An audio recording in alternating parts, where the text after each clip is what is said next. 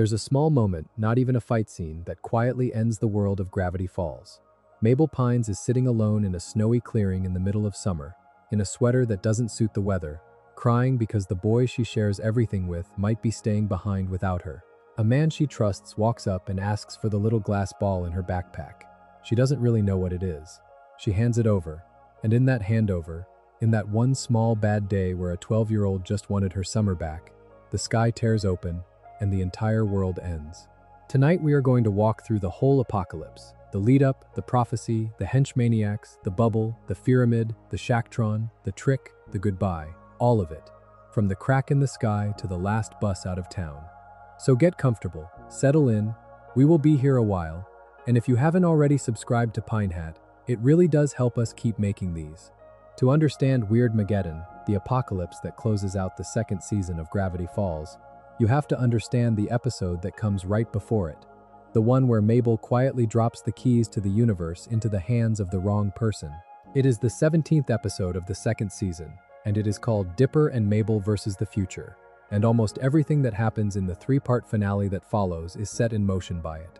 The episode is built like a beautifully cruel little machine. It is the day before the twins turn 13, the last full day of their summer, and the show frames it the way you remember the last day before something ended in your own life. That strange, high-pressure feeling where every conversation matters more than it should. Mabel is desperate to make the birthday party perfect.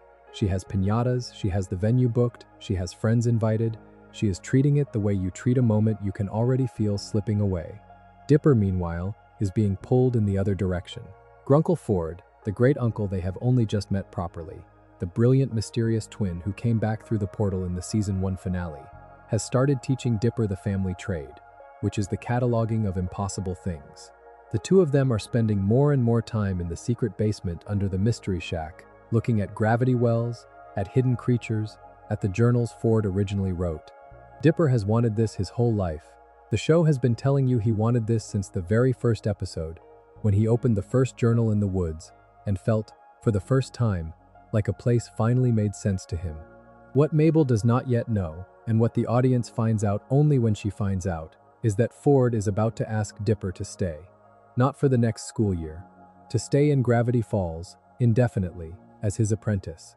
There is a quiet shot early in the episode of an old photo album, and inside that album, in the kind of frame the show usually reserves for something tender, there is a picture of a much younger Ford, with a kid roughly Dipper's age, an apprentice he once had and lost, and it is laid out so that you understand, the second you see it, that Ford has been looking for this his whole adult life. He has been looking for a young mind that thinks the way his does, and then he found a great nephew who keeps a journal of his own in the woods. The episode is too clever to make Ford the villain of this offer. He is not trying to take Dipper away from Mabel. He genuinely believes he is offering Dipper the life Dipper has always wanted. The tragedy is that he might be right. The other tragedy, the one Mabel has to carry alone, is that being right doesn't make it less of a loss. Mabel finds the album, she sees the offer being made in her absence, and the whole scaffolding of her summer collapses in the space of a glance. The show has been quietly setting up Mabel's fear of growing up across the entire second season, almost without you noticing. There was an episode earlier with body switching, there was sock opera, there was the candy machine episode where she briefly turned herself into a tiny version of herself to escape responsibility. There was the dance where she handled jealousy badly. There was the whole arc with Mermando. There was her constant insistence that summer never end. Mabel is not stupid. She knows what is happening to her. She knows childhood is ending and she knows time is doing the thing time does.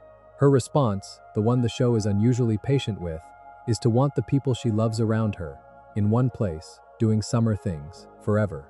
Dipper staying behind in Gravity Falls is the single worst version of the future she has been bracing against. Because it does not just mean a school year apart, it means the twin bond she has built her identity around is suddenly negotiable. The two of them have always been a unit. If Dipper can choose to live in a different state from her, then nothing about them is fixed. So when she finds out, she does not fight him about it. She does not even speak to him about it directly. She just runs. She runs out into one of the strangest little corners of the show's world building, a snowy clearing in the middle of summer that exists because of an unfinished snow machine, and she sits down in the snow with her backpack between her knees, and inside that backpack, almost forgotten, is the most dangerous object in the universe. To explain why, we have to back up a few episodes. Earlier in the second season, in the episode that brought Ford back, the portal under the Mystery Shack ripped a small tear in the fabric between dimensions, and that tear was sealed off, but not eliminated. The tear, the rift, was contained inside a snow globe-sized sphere of glass, and Ford gave it to Dipper to guard, on the grounds that no one would think to look in the backpack of a 12-year-old. The plan was that they would seal it permanently before anything went wrong. Mabel, after a small but devastating mix-up in this same episode, has the rift in her own backpack now, without quite registering what it is. And while she is sitting in the snow, fighting back tears, a man walks toward her through the trees, and he looks like Blendon Blandon. Blendon is a recurring character from earlier in the show, an incompetent time travel agent the twins have met twice before. He has bumbled in and out of their lives. He has been an antagonist and an ally and a punchline. The voice and the body language are his, the headset is his, the strange jumpsuit is his, and Mabel has no reason at all to be suspicious of him. He sits down next to her, sympathetic, even sweet, and he tells her he can help. He offers her, in essence, a wish. He has a piece of time travel equipment, he tells her, that can create a bubble where summer never ends. All she has to do is hand over a small thing in exchange, the little glass ball in her backpack. There is no warning. There is no music swelling to tell you something is wrong. The voice is the voice she trusts. The face is the face she trusts. Mabel is crying. The day is ending. Her brother is leaving her, and a friend is offering to fix all of it. She hands the rift over. He gives her a small device he calls a time bubble, and then, off camera, off her face, he laughs the wrong laugh. It is a moment the show treats with enormous restraint. There is no big musical sting. The reveal is held back until the next episode. But the next time you see Blendon walking away through the trees, his shape begins to wobble, and beneath the disguise, behind his eyes, the audience sees the unmistakable triangle of Bill Cipher, the show's interdimensional demon, the great manipulator, the eye in the dollar bill, who has been waiting since the very first season for someone, anyone, to bring the rift outside the protective boundary of the Mystery Shack. He needed it carried out. He could not touch it himself. He needed a child to do it for him, and he picked the kindest, most trusting member of the family to be his courier, by wearing the face of a friend. The show, very gently, makes you understand that what just happened was a violation. Mabel was not stupid. She was not careless. She was tricked at the worst possible moment in her life by a god of lies. There is going to be a tendency, in the chaos that follows, to blame her. The show does not. It is always extremely careful, in everything it does next, to point the camera at Bill. Mabel rejoins Dipper a little later, brittle and apologetic, and the two of them have one of those small reconciliations the show is good at. They have a heart-to-heart, they agree to stay together, and for a moment, you almost believe the episode is going to leave them in peace. Then the rift, in Bill's hands, gets used. The walls between dimensions begin to crack. Up in the sky over Gravity Falls, in the closing minutes of the episode, a triangular hole opens in the clouds, and from the hole pours a wave of multicolored light that bends the trees, lifts cars off the road, and freezes time at the edges. Down on the ground, in the middle of town, Bill Cipher steps out into the open for the first time. Not in a dream, not in a possession. Physically, three-dimensionally, real. He stretches his triangular form out into the air. He announces himself with the kind of theatrical glee that the actor Alex Hirsch, who voices him, leans all the way into, and he tells the world that the time has come, that the laws have been suspended, and that the new world he calls Weirdmageddon has just begun. The episode cuts to black. There is, traditionally at the end of each Gravity Falls episode, a small cipher in the credits for the audience to decode. The cipher at the end of this one decodes to a single short message, which the show clearly intended as a kind of starting gun. Something to the effect of, "The rest is going to hurt." The credits end. The first part of Weirdmageddon begins. The first part of the finale, simply called Weirdmageddon 1, opens with a kind of dread you very rarely see in a children's network cartoon. There is no recap. There is no soft cold open. There is a wide shot of Gravity Falls, the small Oregon town that the show has spent 2 summers making you love, and the sky above it is wrong. The clouds have stopped moving. There is a fixed point above the town where reality has cracked open into a black triangle with a yellow eye in the middle of it, slowly turning, looking down. Around that triangle, the laws of physics have started to politely excuse themselves. A car drifts upward into the air and just keeps going. A cloud has turned to candy floss and is raining little hard objects on the road. A field of grass is bent at an angle that does not make any sense, as if gravity in that one square has decided to point sideways. The animation team, led at this point in the show by people who clearly understood that the audience had aged up alongside the twins, leans hard into a particular visual reference that the older viewers will catch immediately, which is the 20th century surrealist tradition, the Dali, the Magritte, the Escher. The town is melting in the soft, logical way. Melting things melt in a dream you don't want to be in. Dipper Pines comes to consciousness in a wrecked golf cart at the side of the road, head ringing, and the first thing he sees through the windshield is a thing that should not exist. It is a small, round, fleshy creature made mostly of teeth scuttling across the asphalt. The show, very deliberately, does not tell you what this is yet. It is just there. It is a baseline check to remind you that whatever rules used to govern this world have just been rewritten, and not in your favor. He climbs out of the cart, he calls for his sister, and the only answer is a strange, high-pitched giggle from somewhere above him. He looks up. He sees the great eye in the sky. He sees the seam in the air where reality has been torn into. And he sees, drifting down toward him, a particular kind of small, leathery, single-eyed bat. The eye bats. These are Bill's enforcement creatures, the patrol of the new world. And what they do, very simply, is they look at you, and if their beam touches you, you are turned to stone. Not killed, petrified, frozen in the exact posture you were in when the beam touched you. The horror of this device is in the detail. The show holds on a stone statue of a citizen with their mouth open, mid-scream, frozen in the act of trying to run, and lets you sit with it. The eye bat is, in effect, Medusa retold for a Disney property, and the show is not even slightly precious about that comparison. Dipper ducks one of the beams just in time. He scrambles into the brush. He is alone. He does not know where Mabel is. He does not know where Stan is. He does not know where Ford is. He does not know if any of them are alive. And it is here that the show makes one of its quietest, most important choices, which is that it gives him no map. There is no inciting briefing scene. There is no convenient adult to explain what has happened. There is just a 13-year-old in the woods, with his journal, with his hat, with a small piece of wood for a weapon, trying to work out which way is safest to run. The first episode of Weirdmageddon is, in many ways, the most disorienting of the three, because it refuses to fill in any of the blanks. You see the new world through Dipper's eyes, and what Dipper sees, you see. That is all you get. He finds Wendy first. Wendy Corduroy is the older teenage girl who works at the Mystery Shack, the one Dipper had a crush on for the entire first season, the one who became, after a while, simply his friend.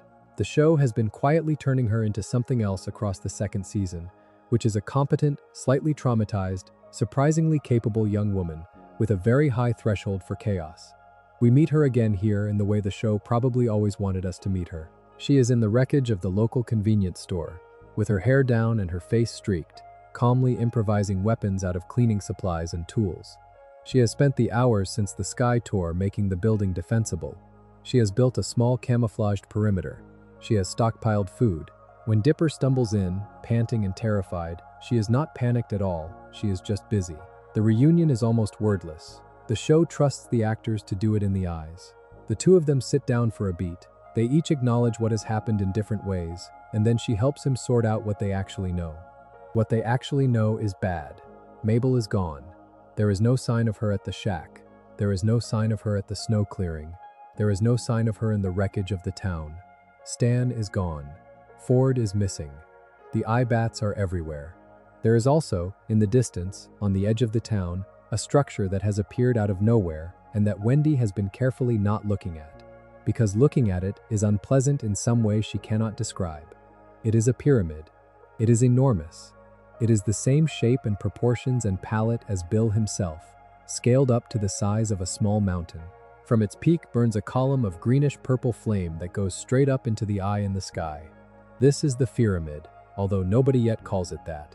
It is where Bill has decided to set up court.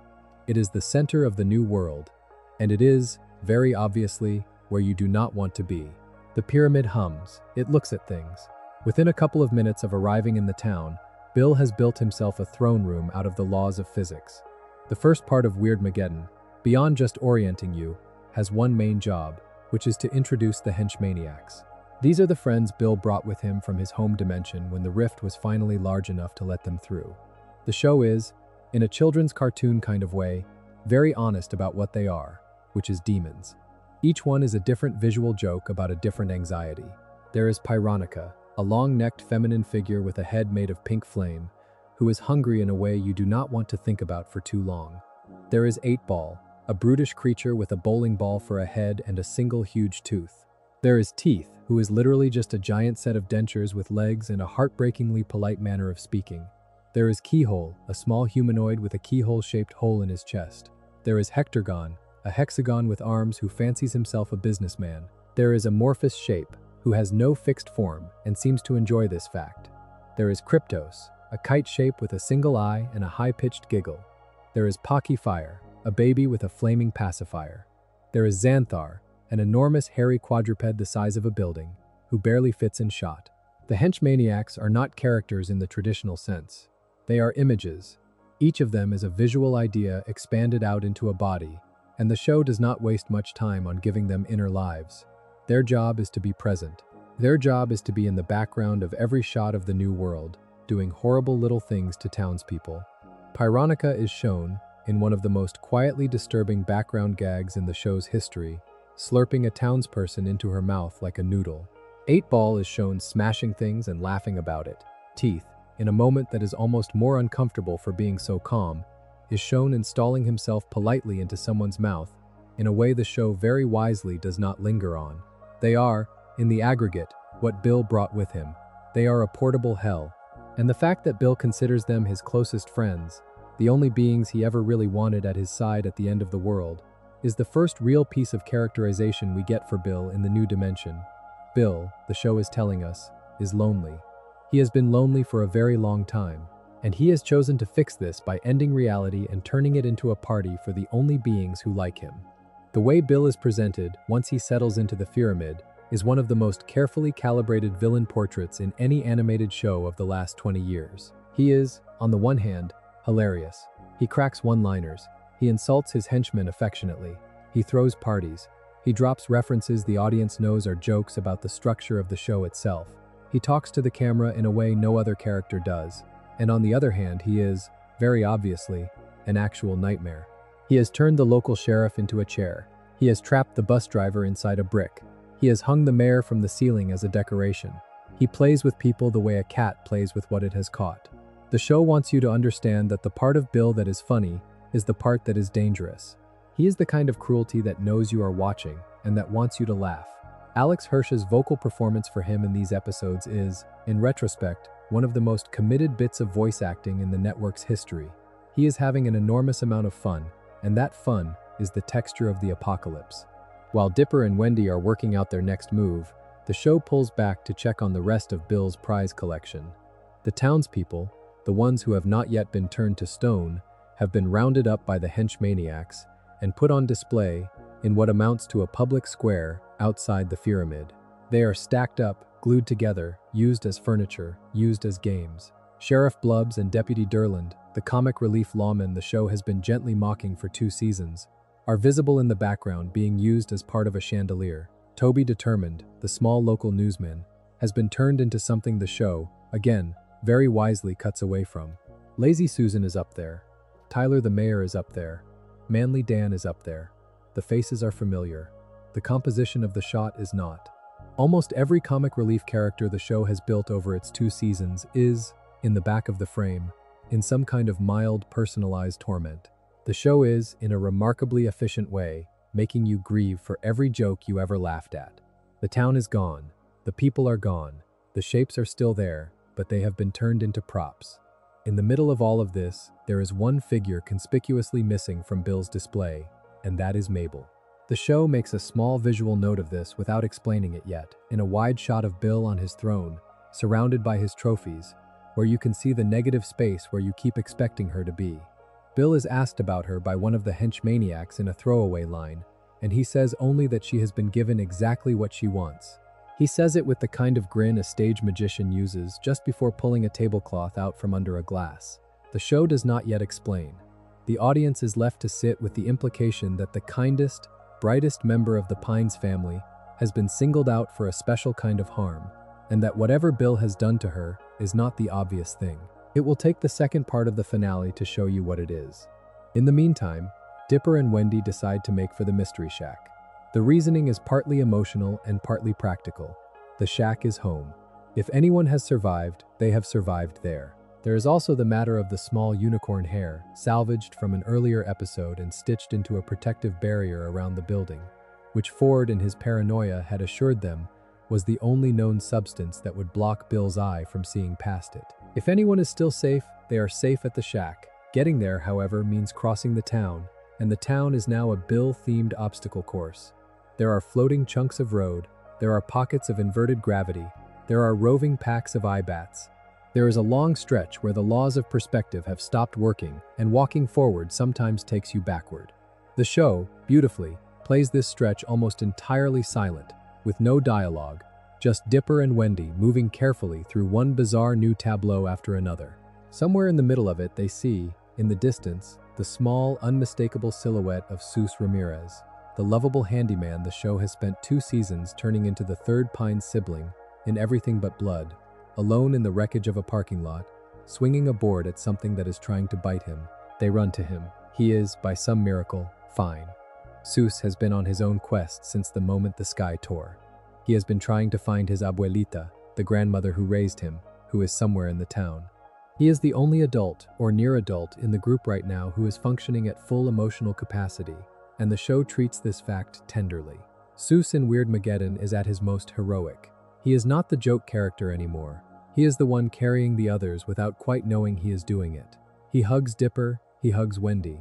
He explains, in the gentle, imprecise way he explains things, that the Mystery Shack is still standing, and that he saw Stan there, alive, when the sky first broke. This is the first piece of good news anyone has had in hours.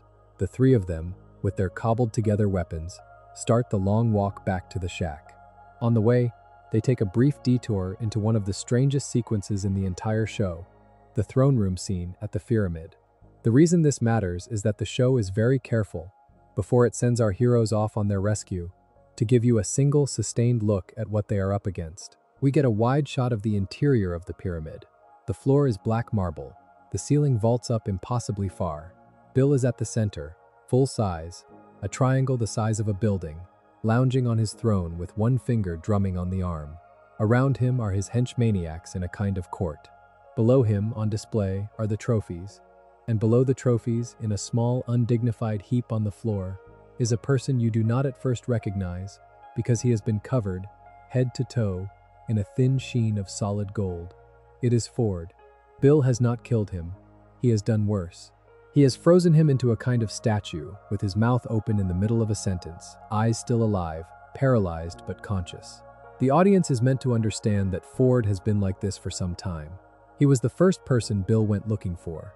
He was the first person Bill caught, and he is, of all the people in the room, the only one Bill is actually angry at.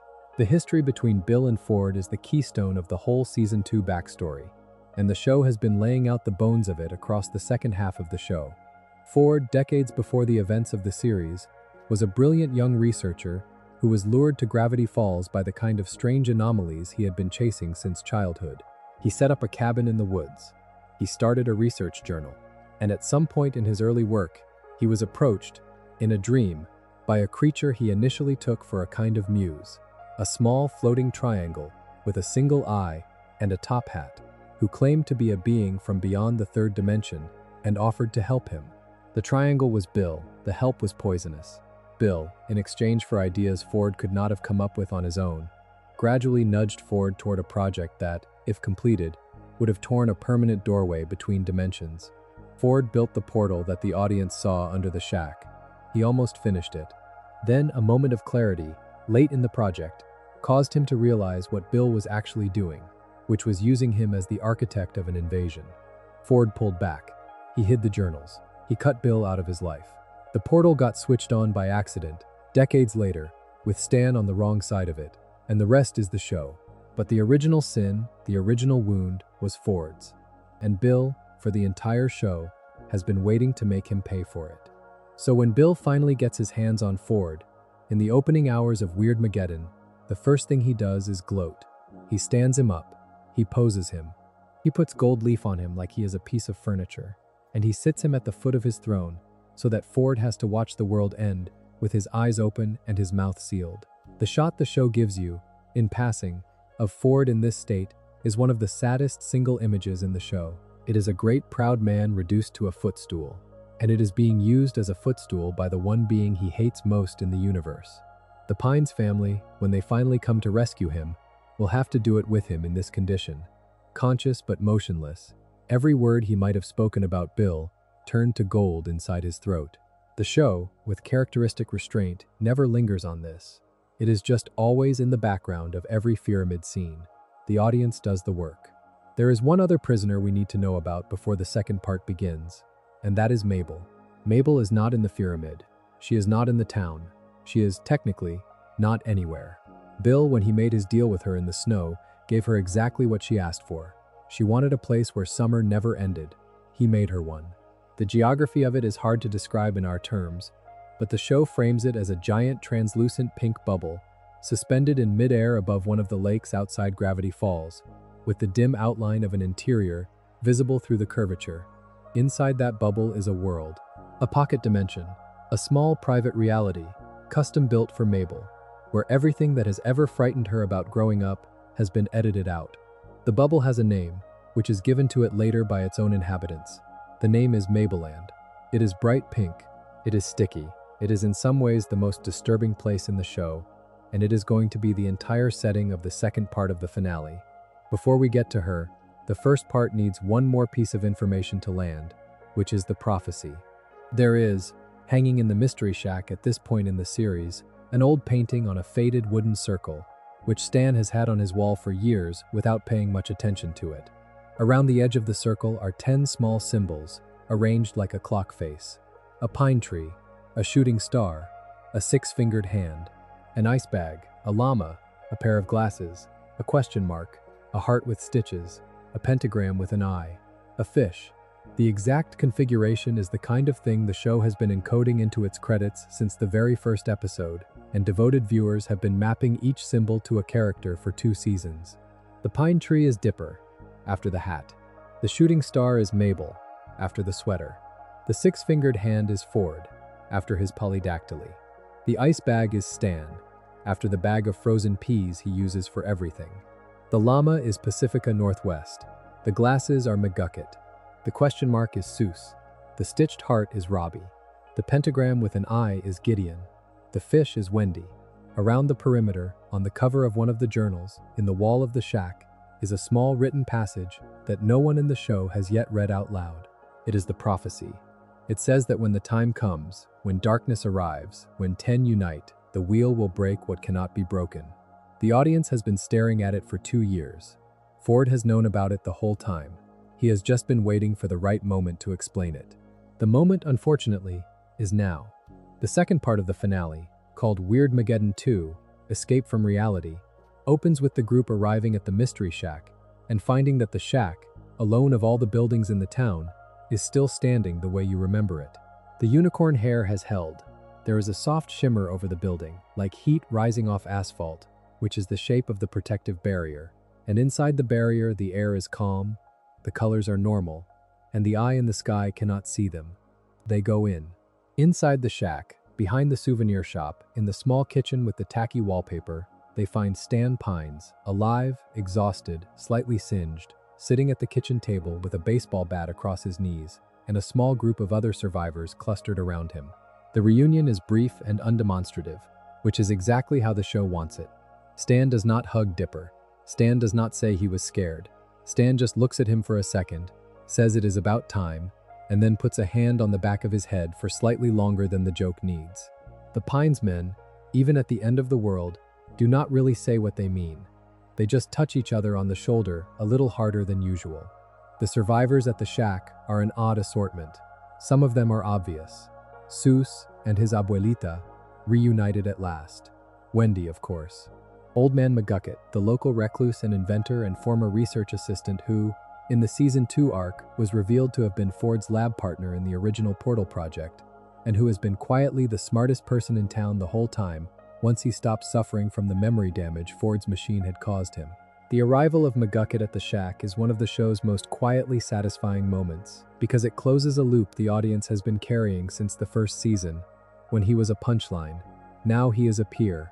He is also, importantly, the only one in the group who can do the kind of physical engineering they are about to need.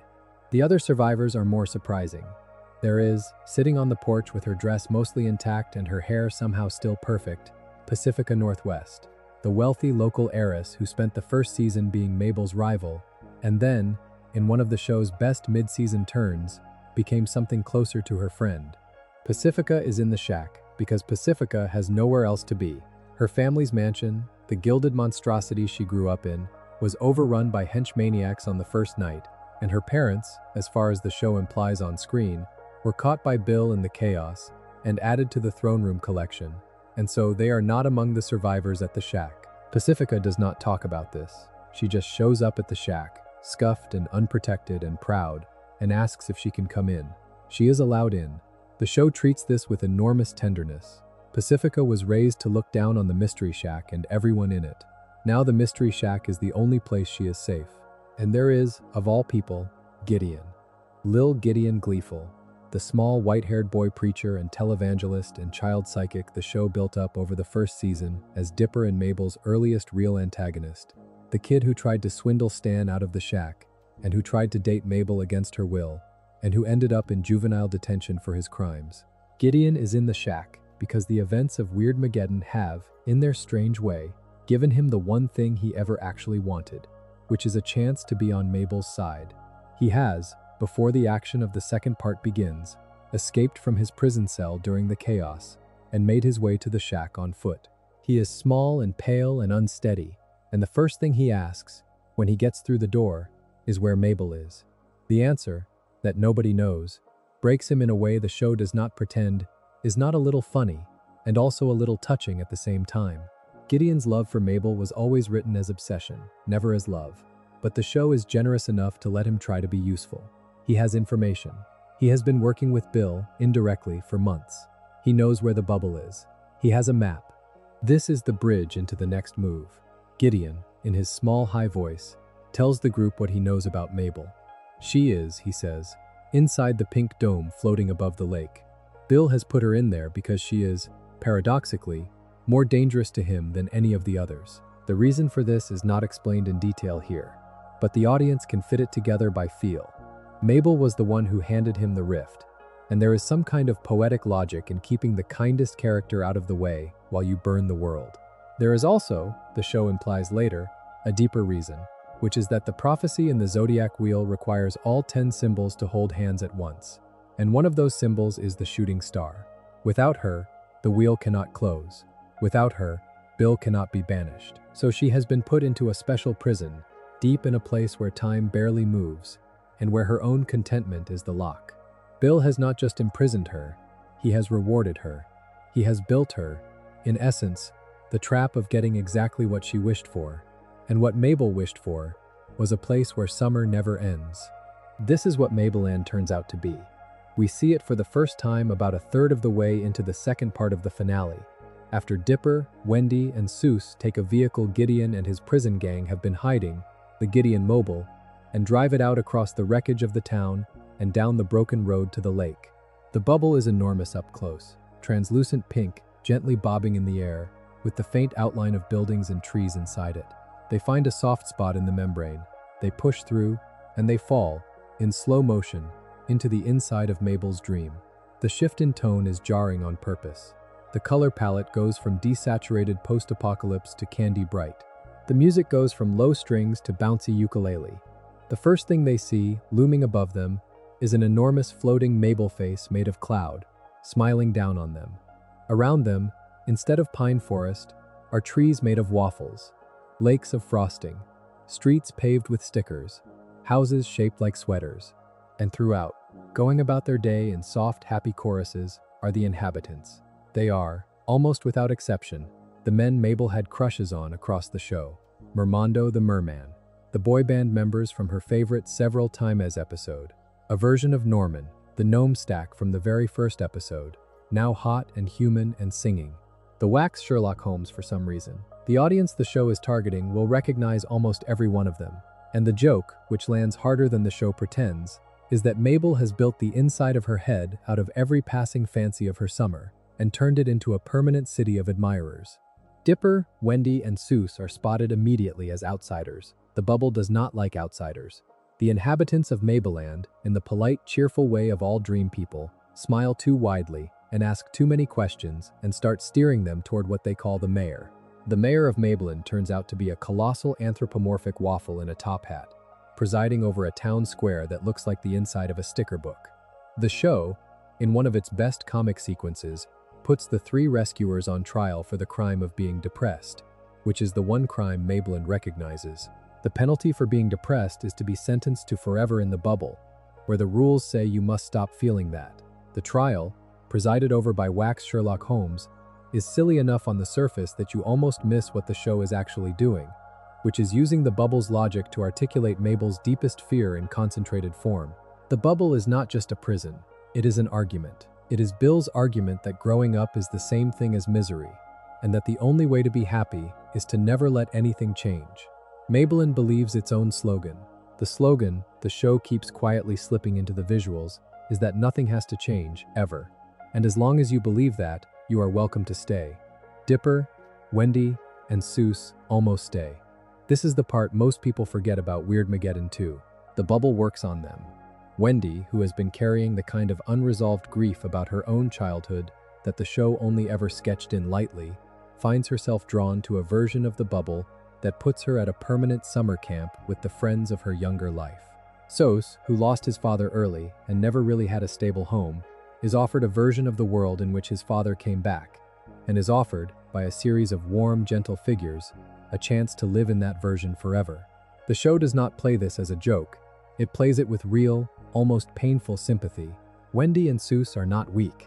They are tired, and the bubble offers them what they did not realize they had been missing. The two of them, for a while, get pulled away from Dipper, and Dipper, alone, has to walk through this town of fantasies looking for the only fantasy that matters, which is his sister. He finds her, eventually, at the center of the bubble, in the tallest building, on a throne. Mabel is, on the surface, completely happy. She is wearing the world's largest sweater. She has summoned an audience of her ideal boys.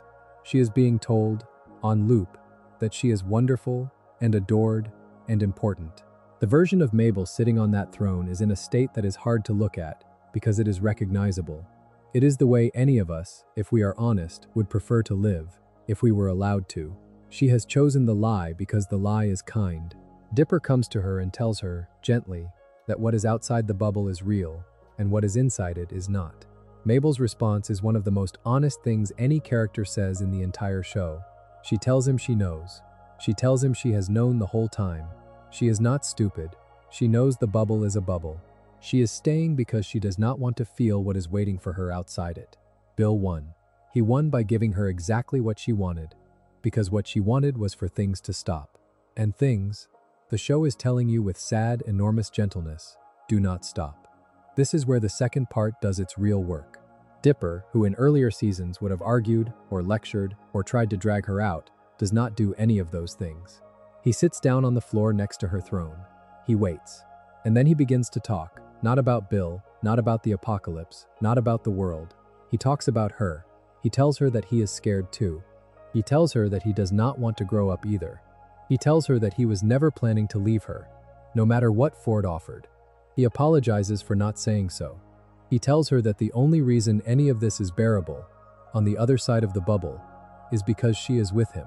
The show, very wisely, does not give you a swelling musical cue here. It just gives you the two voices, in a soft pink room, talking, the way they have talked since the very first scene of the very first episode.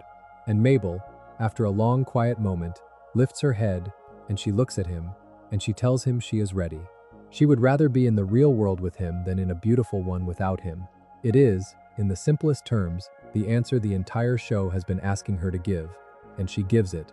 Not because she has stopped being scared, but because she is willing to be scared with him. Wendy and Seuss, by sheer force of nearby Mabel choosing growth, snap out of their own fantasies. The three of them gather their friend, they fight their way out through the swarming guards of the bubble, who are basically the dream people turning on them, and at the very last moment, just before Mabel's bubble seals them in forever, Mabel pops it from the inside. The show holds on the shot of the pink dome cracking, the candy world inside collapsing, and the four of them dropping back into the real, broken sky of Gravity Falls, falling toward the wreckage of the town, holding hands. The second part ends. The credits roll. Another Cipher appears at the end. The show, with the cruelty it has earned by this point, gives you almost no time to breathe. The third and final part of the finale, Weirdmageddon 3, Take Back the Falls, is the longest of the three, and it is also the one most often cited by the show's fans as the single best episode of the series. It is a full hour of resolution, packed almost shot for shot with payoffs, callbacks, and quiet emotional landmines that the show planted as early as the first season. Watching it back after watching the rest of the show, you start to notice how much of it had to be set up in advance to land at all. Almost every prop has a history. Almost every character has a reason to be standing where they are standing. The third part begins with the four returning from the bubble, walking through the wrecked town toward the shack, and the show takes a moment, before any of the action begins, to give the audience a wide shot of the new world from the air. The eye in the sky is still there. The Fearamid is still humming. Bill has been ruling, in the time since he arrived, what looks like a small ruined kingdom, and the show takes a moment to remind you that, in spite of the hero's small victories, the apocalypse is still very much in progress. Mabel is back. Mabel is not enough. The shack, when they reach it, has become something new. McGucket has been busy. So has Seuss. So has Stan. The protective dome of unicorn hair is still in place, but the inside of it has been turned into a kind of refugee camp, with cots and supplies and salvaged equipment. The survivors have grown. There are now, in addition to everyone we have already mentioned, a small number of other townspeople who managed to make it through the eye-bats and into the only safe building in town. Toby Determined, the comic newsman, has limped his way in. Multibear, the strange affectionate mountain creature from the Season 1 episode where Dipper proved his masculinity, has shown up to help and is sitting in the corner, being unfailingly polite. The Manitars, the all-male muscle creatures from the same episode, are outside on the lawn, on guard duty, lifting boulders for fun. Sheriff Blubbs and Deputy Durland have appeared, somehow rescued from the chandelier. The bus driver, some kids, a few older townspeople. The show, very efficiently, populates the inside of the dome with every recurring character it can fit, so that you understand that what is at stake is not just the Pines family, but the entire ecology of the show. Everyone you have ever met is in this room. Everyone you have ever loved is on the line.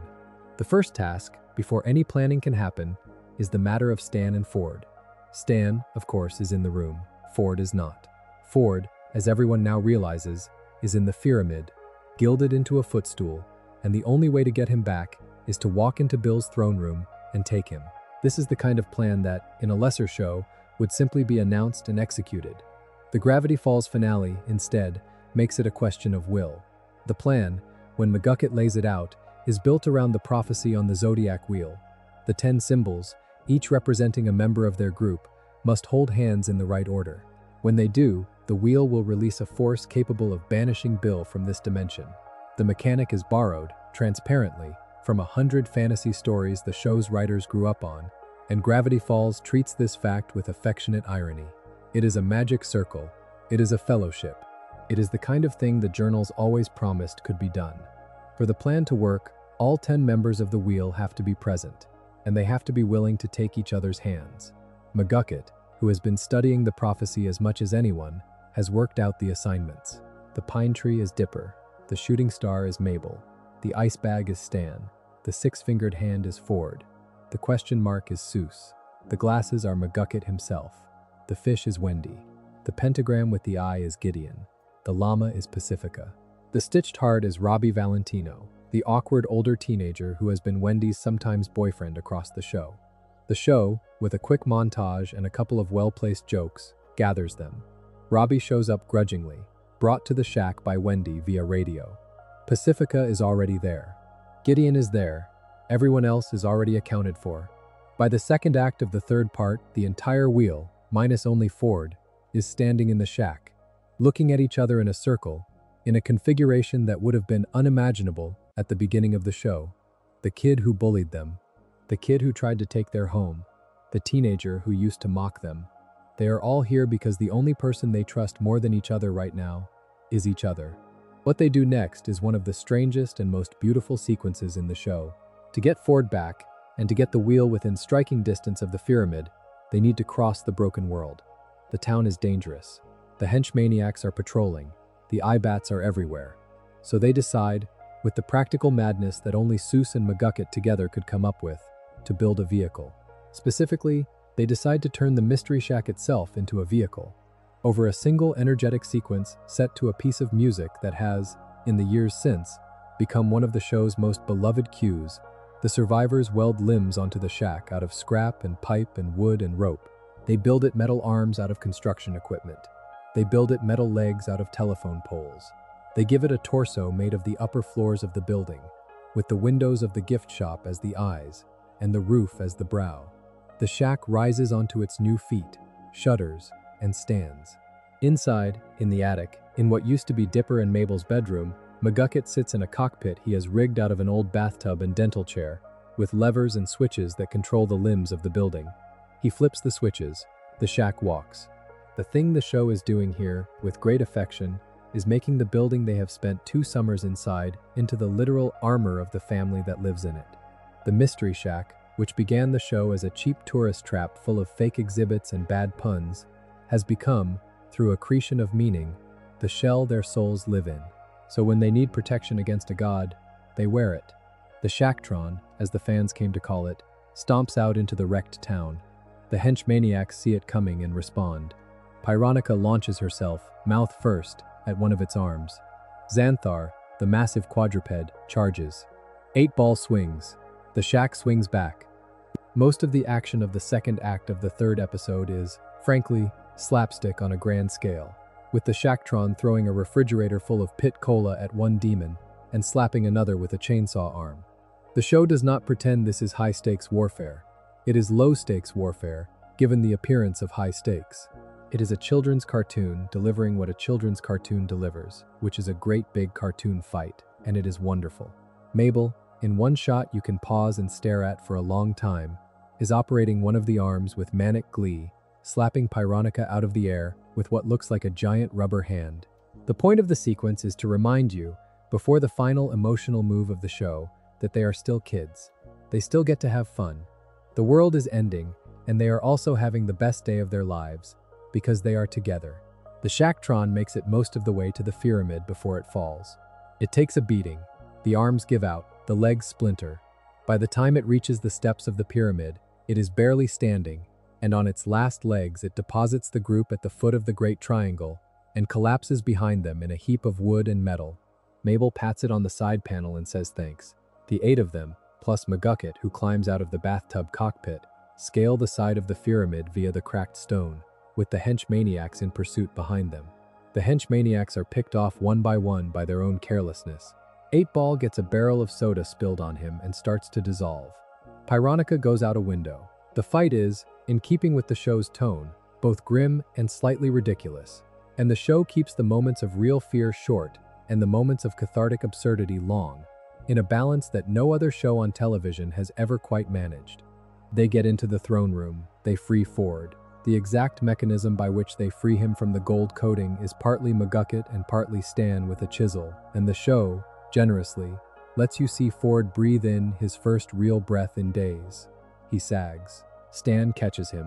The 2 of them, brothers separated by 40 years of grievance, look at each other across the floor of a dying pyramid, and the show lets the moment hang, because the show wants you to remember it. This is not, yet, the reunion. This is just the rescue. The brothers will have to find each other for real in the next 10 minutes, and the show is going to make them work for it. The plan, as everyone in the room knows, is now to form the wheel. 10 people, hands joined, in the right configuration, on the floor in front of Bill, and chant the words McGucket has memorized from the prophecy. If they get it right, the wheel will release the energy that banishes Bill, and the apocalypse will collapse back into the rift it came from. They have one chance. They have one shot. They form the circle. They hold hands. The chant begins. McGucket reads the words. The wheel begins to glow. Bill, who has been smirking at them, suddenly notices the light. The Henchmaniacs around him scream. The plan, in the seconds before it works, looks like it is going to work. And then it stops working, because Stan and Ford, in the middle of the ritual, will not hold each other's hands. This is the single most important narrative move in the entire finale. The show has been building toward this beat for 2 whole seasons, with every flashback to the brothers' shared childhood, every fight they have had since Ford came back through the portal, every cruel word they have said to each other since their reunion. The backstory, in compressed form, is this. Stan and Ford were inseparable twins as children. They built a small boat together. They dreamed of sailing the world together. Then, on the eve of their high school graduation, Stan, in a moment of carelessness, damaged a school science project Ford had built that was going to win him a scholarship to a prestigious university. The damage cost Ford the scholarship. Ford blamed Stan. Their father, a hard old man with a fixed sense of merit, threw Stan out of the house. The brothers did not speak again for decades. Stan spent those decades as a small-time con man, drifting across the country, accumulating fake identities, eventually settling under his brother's name at the Mystery Shack. Ford spent those decades as a brilliant, lonely researcher, ultimately falling under Bill's influence and being trapped in the portal. When Stan, after 30 years of work in secret, finally pulled him out, the brothers met as strangers, carrying old wounds. Their reunion was a punch in the face.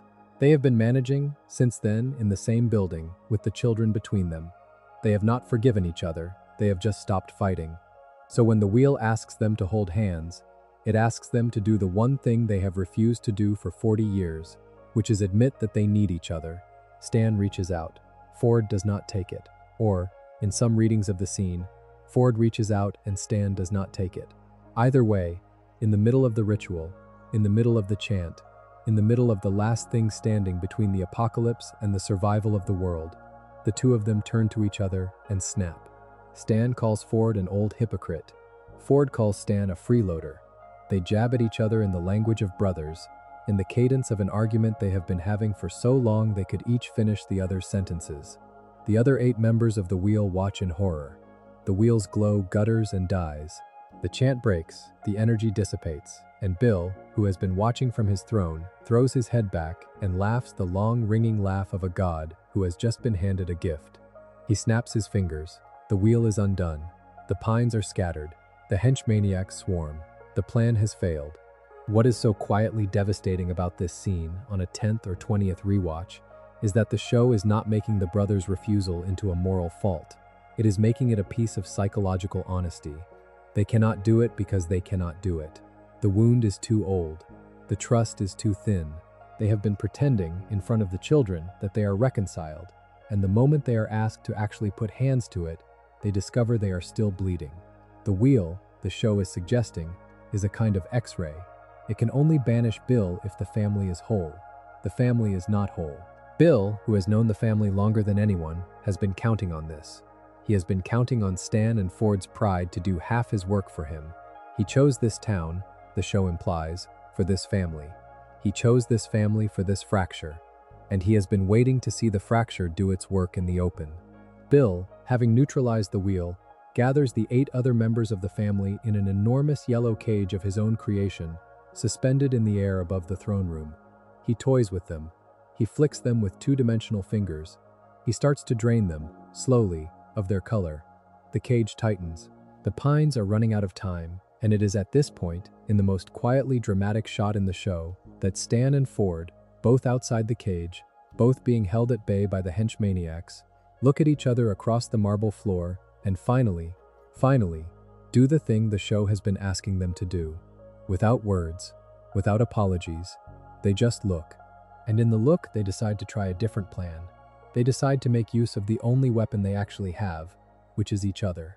The plan they come up with on the fly, in roughly 30 seconds of whispered conversation, while Bill is distracted by torturing the children, is the plan the rest of the show will turn on. It is a trick. It is a long con. It is, in its bones, Stan's idea, because Stan is the only Pines who has ever been good at lying. The trick goes like this. Stan and Ford, who look identical under the right conditions, will switch clothes. Ford, in Stan's red suit and fez, will pretend to be Stan and offer himself up to Bill in exchange for the kids.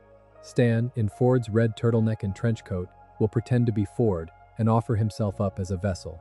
Bill, who has been wanting to possess Ford for decades because Ford's mind is the most useful brain on the planet, will leap at the chance to take over Ford's body.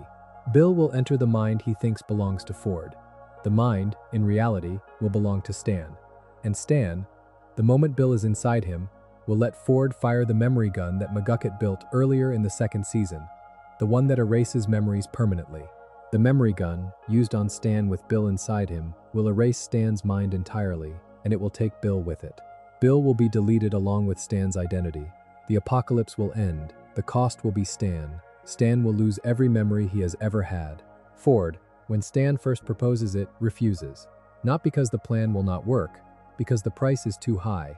Stan, the brother he spent 40 years resenting, is offering to erase himself to save the family. Ford, who has spent the last several days as a literal footstool, has had enough time to think about who Stan actually is. He knows, by now, that Stan rebuilt the portal in secret for 30 years, alone, to get him back. He knows that Stan worked nights and ran the shack as a front to fund the rescue. He knows that Stan took his name. He knows that Stan let the world think Ford was dead, so the bad men chasing Ford would stop chasing him. He knows that Stan has been protecting Ford in silence for longer than Ford was protecting himself. And he knows that asking Stan to step into the gun is asking the last living version of his brother to die in the only way that can save anyone. Ford refuses. Stan, in a moment the show plays with absolutely zero music and almost no embellishment, looks his brother in the eye and says, in the slightly nasal Brooklyn voice that has been his trademark for 2 seasons, that this is the only way, and that Ford is the smart one, and that this is one thing the dumb one can do for him. He smiles a little when he says it. Ford does not. Ford nods. Ford agrees. They make the switch. The red fez goes on Ford's head. The red turtleneck goes on Stan's. They walk into the throne room from opposite sides, looking, to Bill, like the inverse of themselves. Bill is impatient. Bill does not look closely. Bill takes the bait. Ford, in Stan's clothes, says he is willing to deal. Bill, delighted, agrees. Ford, in Stan's voice as best he can manage it, asks for the cage to be lowered and the kids to be released. Bill, who has the supernatural confidence of an entity that has never lost, agrees. The cage drops. The kids spill out onto the floor of the throne room. The Henchmaniacs let go, and Ford, in Stan's clothes, offers Bill the prize Bill has been after for decades, which is what Bill takes to be Ford Pines' unguarded mind. What happens next is the part of the finale that, in animation circles, gets singled out the most often as some kind of small miracle of pacing. The Pines family, in unison, watches Bill turn his blue flame into a long, thin stream of triangular light and pour himself, like liquid, into the body that he thinks is Ford's. The body's eyes go yellow. The body's posture changes. The mouth, which has been Stan's mouth all along, begins to smile with too many teeth, in the unmistakable shape of Bill's grin. Bill, inside, looks around. Bill, inside, feels something is wrong. The mind he has entered is not the mind he was promised. There are no neat shelves of equations here. There are no journals laid out in catalogs. There are no laboratories. There is a kitchen. There is a fishing boat. There is a small boy in a sweater with a pine pattern on it, sitting on a porch, scratching a dog behind the ears. There is the inside of a small motel room with a black and white television on. There is a card table and a sandwich. There is a smell of cigar smoke. The mind Bill has stepped into is not Stanford. It is Stanley. And Stanley, the show is showing you, has spent decades alone in this mind, with these little memories, and they are the only things keeping him standing. Bill realizes the trick about a second too late. The mouth on the body Bill has stolen splits into a snarl. The voice is Bill's now, but with Stan's chest behind it, and Bill, in panic, calls out the only thing he can think of, which is the name. Stanley, he says, with his hands going to his face, with the realization cresting. The audience hears, in that one word, every assumption Bill ever made about who in this family mattered come apart. He thought he was inside the smart twin. He is inside the other one. And the other one, the show has been telling you all along, is the dangerous one, because the other one has nothing left to lose.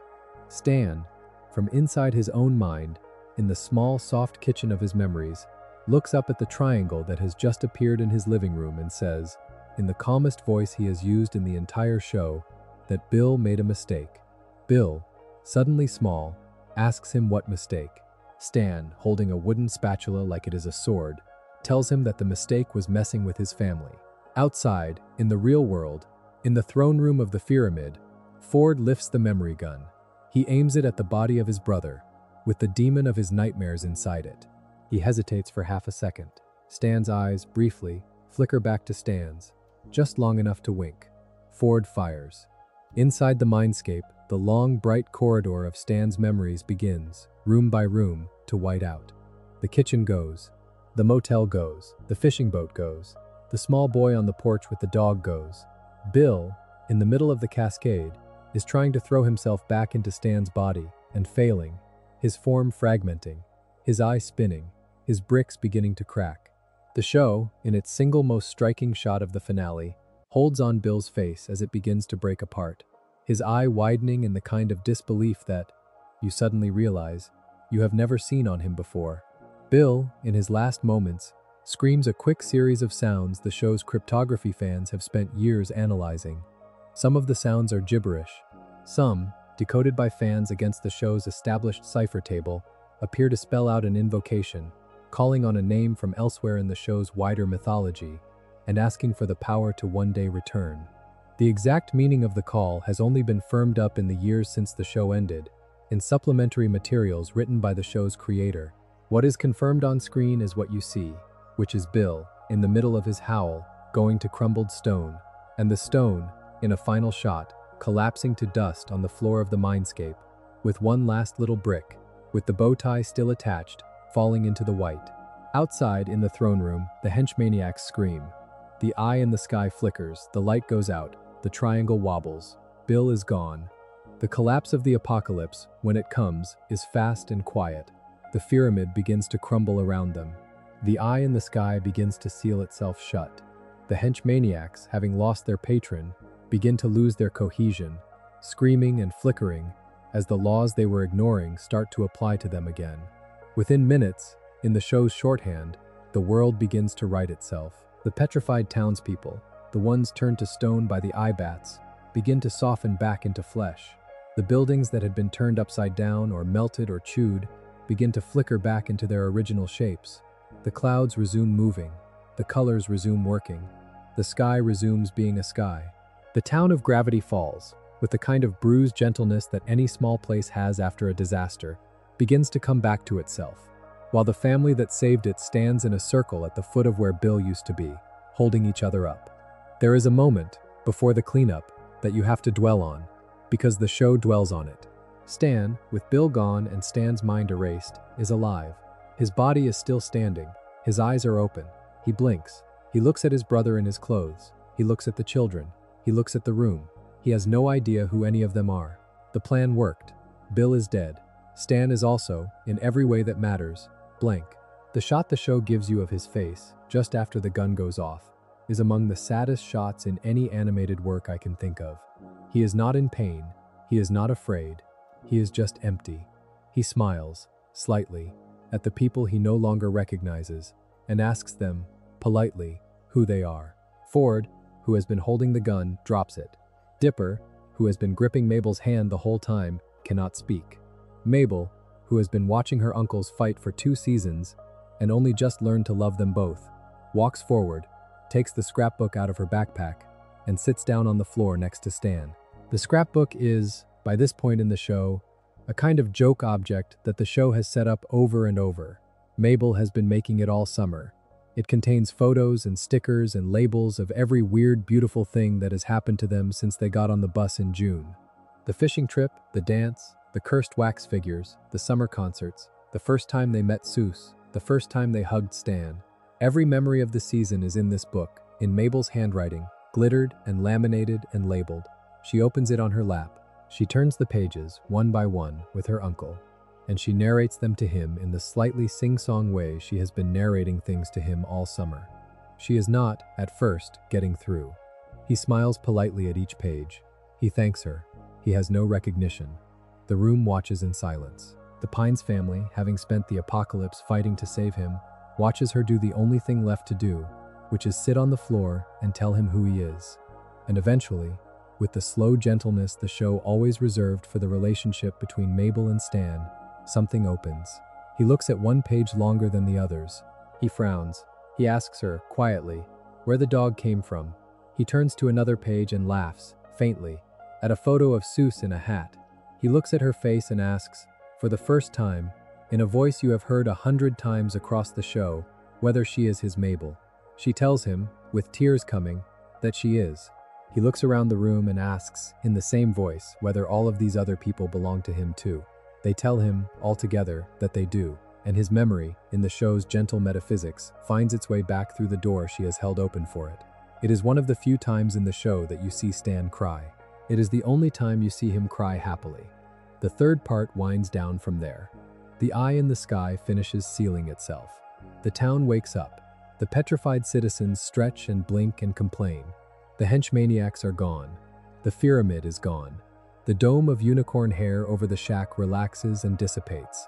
The world, in the small bruised way of a small bruised world, starts again.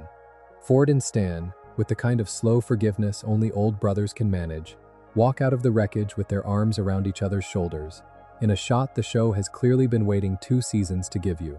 Dipper, with Mabel under one arm and Wendy's hand on his shoulder, watches them go. The plan worked. The world is saved. And the summer, the show is about to remind you, is over. The last act of the show, the small coda after the apocalypse, takes place on Mabel and Dipper's 13th birthday. It is the day they were going to celebrate before the rift broke. It is the day that, in a quieter version of the show, would have been the center of the season finale. Mabel has been planning it for weeks. The town, in spite of having ended and restarted within 48 hours, throws her the party anyway. The shack is decorated. The lawn is full of folding chairs. The lake is dressed up in streamers. Everyone the show has ever introduced is there. The Manitars, Multibear, the Northwest family, what is left of it. Sheriff Blubbs and Deputy Durland in costumes. McGucket in a suit, having quietly inherited the Northwest mansion in the wake of recent events. Wendy with her hat on backwards, holding a slice of cake. Suze with Abuelita on his arm. Stan and Ford, side by side, at last comfortable in each other's presence, watching the kids together. Robbie playing guitar, badly. Gideon, free from his prison, on his best behavior, sitting at the back, having earned exactly the amount of friendliness from the family that the family is willing to give him, which is some. The party itself is everything you might want a birthday in this show to be. The piñata gets opened. Suze sings a song that is intentionally too long. The cake gets eaten. There is dancing. There is, in the slow center of the afternoon, a long shot of Dipper and Mabel, sitting on the porch swing of the Mystery Shack, looking out at the lake and at the people they have loved for the last 3 months, and not saying anything. The show, with its quiet courage about silence, lets you sit with them. It is the first quiet moment they have had in days. They are about to be 13. They are about to leave. They sit on the swing, and they let the moment be the moment.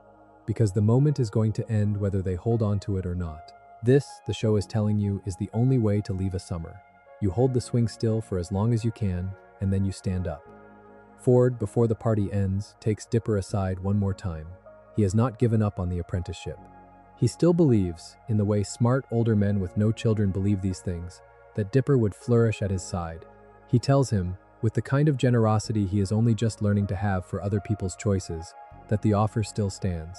He would teach him everything. He would walk him through the journals page by page. He would show him every creature in the woods.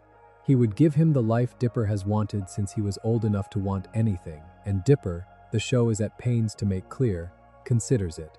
He is not pretending the offer is unattractive. The offer is exactly what he wanted, but he has, in the last several days, learned something that he did not know before, about himself and his sister. He has learned, the show says without forcing it, that the magic of Gravity Falls would not, in the end, be as magical without her. The journals would be lonelier, the creatures would be sadder, the woods would be quieter. There is nothing in the offer that he wants more than he wants the bus ride home with Mabel in the seat next to him. He thanks Ford. He turns it down. He goes back to the party. What Dipper does not know in the moment is that Mabel, 2 rooms away, has already overheard the offer. The show plays a beautiful little inverse of the inciting moment of Dipper and Mabel versus the future. In that earlier episode, Mabel had found the photo album, had seen the offer being made in her absence, and had run away into the snow. Here, in the coda, she has heard the offer being made and, this time, has heard her brother turn it down for her. The show holds on her face for a long beat, as she processes what she has just been told without being told. She does not run, she does not cry. She just smiles, soft and full, and walks back to the party. She does not tell Dipper she heard. He does not tell her he was offered. Their language for each other, the show is saying, has always been bigger than the words they say to each other. The choice he made, she will know about for the rest of her life, without ever having to talk about it. The morning after the party, the family loads the twins onto the bus that will take them back to their parents in California. The whole town comes to say goodbye, because the town is the kind of town where the whole town does that. Stan and Ford are there in matching jumpers, awkwardly, because Mabel made them wear them. Wendy is there. Seuss is there. The shack stands in the background, freshly repaired, with the new word shack painted on the side, a little crooked in the way Seuss always paints things. The bus arrives. The luggage goes on. The kids stand in front of the bus, holding their bags, with all their friends watching, and they go around the goodbyes one at a time. Wendy hugs Dipper. The hug is longer than Dipper expected. She tells him she will miss him. She takes off her hat, the trapper hat she has been wearing the whole show, and puts it on his head. Dipper, in return, takes off the pine tree hat he has been wearing the whole show, and gives it to her. The trade is symbolic in a way that is hard to overstate. The hat has been Dipper's identifier on screen for 2 seasons. It is what made him the pine tree on the zodiac. It is half of his silhouette. Giving it up, to her, is giving up the version of himself that was 12. Receiving hers, the lumberjack cap of an older girl who survived the apocalypse with him, is accepting the version of himself that is leaving. He puts the cap on backwards. He grins at her. She grins back. The crush, the show is saying, is finished. The friendship is forever. Stan hugs Mabel. The hug is everything you would imagine the hug between Mabel and the uncle she has spent the summer reconstructing would be. He picks her up off the ground. He swings her around. He tells her she was the best summer he ever had, which is, given the kind of summer Stan has had, possibly true. Mabel tells him she will write. He tells her she had better. He sets her down. She kisses his cheek. He pretends to be embarrassed. He fails to actually be embarrassed. Ford hugs Dipper. The hug is shorter than Stan's. It is the hug of 2 people who are still working out how to be related. Ford gives Dipper one of the journals he has finished. Dipper, who has been wanting to read those journals since he was old enough to read at all, holds it the way you hold a gift you cannot quite believe you are allowed to keep. Ford tells him to be careful. Dipper tells him he will write back. Ford lets him go. And then, in a shot the show holds longer than any other shot in the finale, Dipper and Mabel turn together to the bus, holding each other's hands, and step up onto it. The doors close. The bus pulls away. The cast of Gravity Falls stands in front of the shack, waving, in the long, late afternoon light of the last day of the summer, and the show lets them keep waving as the camera pulls back, and back, and back, over the trees, over the town, over the lake, over the whole shape of the place we have been living in, and the show holds on the wide aerial view of Gravity Falls, Oregon, in the summer of 2012, while the music quietly does the thing the music has been waiting to do for 2 seasons, which is, finally, settle. The very last shot of Gravity Falls is one of the show's deepest jokes and one of its strangest goodbyes. We pan, in the closing seconds, across the forest where so much of the show happened, and we settle, briefly, on a small clearing among the trees, where a single object stands upright in the dirt. It is a statue. It is a triangle. It is unmistakably Bill Cipher, frozen mid-gesture, with one hand outstretched. The audience, on first watch, gasps. The audience, on second watch, leans in. The show, with the kind of restraint it has practiced the whole way through, holds on the statue for several seconds without comment. Then the music ends. The screen goes black. The Gravity Falls logo appears. The show is over. Now, having walked through the events of the finale beat by beat, it is worth slowing down and looking at the pieces individually, because a great many of them are doing more than they appear to be doing on a first watch. The show, in its 3-part collapse, has packed in more layers of meaning than any other arc of any other Disney property of its decade, and most of those layers reward sitting quietly with them. The first one worth sitting with is the question of what Bill Cipher actually is, because the show, for all the breeziness with which it presents him, gives you a remarkable amount of information about where he came from, and that information, in retrospect, makes Weirdmageddon look less like an alien invasion and more like a prison break. Bill. The show tells you in pieces across the second season and confirms in tie-in materials. Originated in a dimension that the wiki and the official guidebook refer to as the second dimension, a flat plane of being where every inhabitant was, like him, a polygon. He was, by all accounts, the smartest of his kind, and also the strangest. The official backstory holds that he found his dimension intolerable, that he tried to liberate his fellow shapes from what he saw as the prison of two-dimensional thinking, and that, in the process of trying to free them, he set his entire home dimension on fire and killed everyone who lived there, including his own family. The show alludes to this in passing in several moments. There is a brief shot, during the mindscape sequences of Season 2, of a burning plane covered in screaming polygons, and Bill watches it with what the show, with absolute restraint, does not call regret. The implication, which the show lets the audience build on its own, is that Bill is a refugee. He is the survivor of a catastrophe of his own making. He has been drifting between dimensions ever since, looking for a third dimension to open up so he can do to it what he did to the second. Earth, in his eyes, is not really an invasion target. Earth is the next attempt. This reading recasts a great deal of what happens in Weirdmageddon. The Fearamid, the throne, the trophies, the Henchmaniacs, the party atmosphere of the new world, all of it begins to look like the behavior of a being who is, on some level, trying to be loved. Bill, when he finally gets out into the open in this dimension, does not behave like a conqueror. He behaves like a host. He throws a party, he decorates, he invites his friends, he keeps trophies of the people he is impressed by. He spares the ones he wants attention from. He turns Ford into a footstool, the show keeps quietly suggesting, not out of pure malice but out of a kind of obsessive interest, the way a child keeps a beetle in a jar. Bill is, in spite of all his power, written as deeply lonely, and the show, with a level of psychological care you would not expect from a children's animation, never lets you forget it.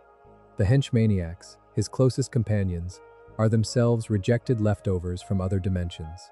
They are the only beings who will tolerate him, because they are the only beings who have nowhere else to be. They are not so much an army as a found family for the only being terrible enough to be their friend. This does not make Bill sympathetic, of course. The show does not ask you to feel sorry for him. He is, even on the most generous reading, a being who burns down worlds for entertainment. But the show is too smart to give you a pure villain. It wants you to understand that Bill is what Ford might have become, had Ford never realized what he was building. It wants you to understand that the difference between a brilliant lonely man and a smiling extinction event can sometimes come down to a single moment of clarity.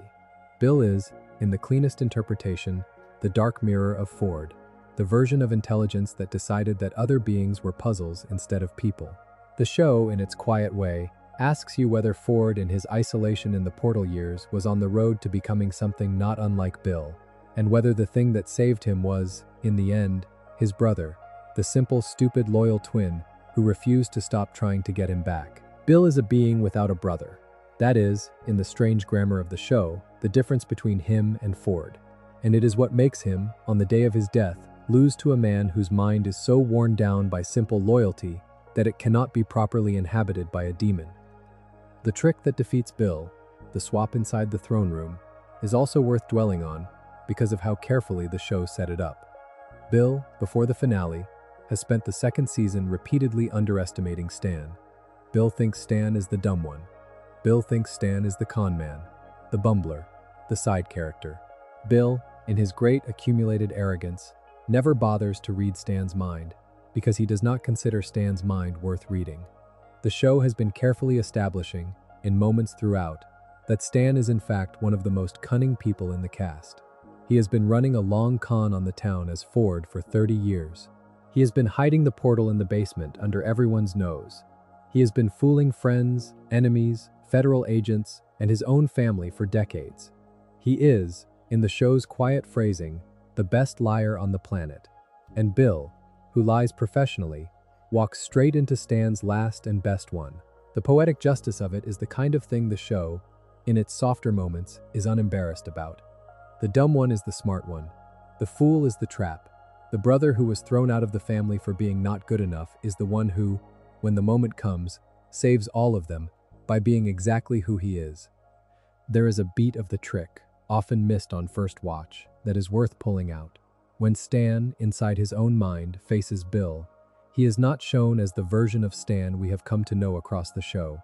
He is shown, briefly, as a younger version of himself, the man who got thrown out of the house.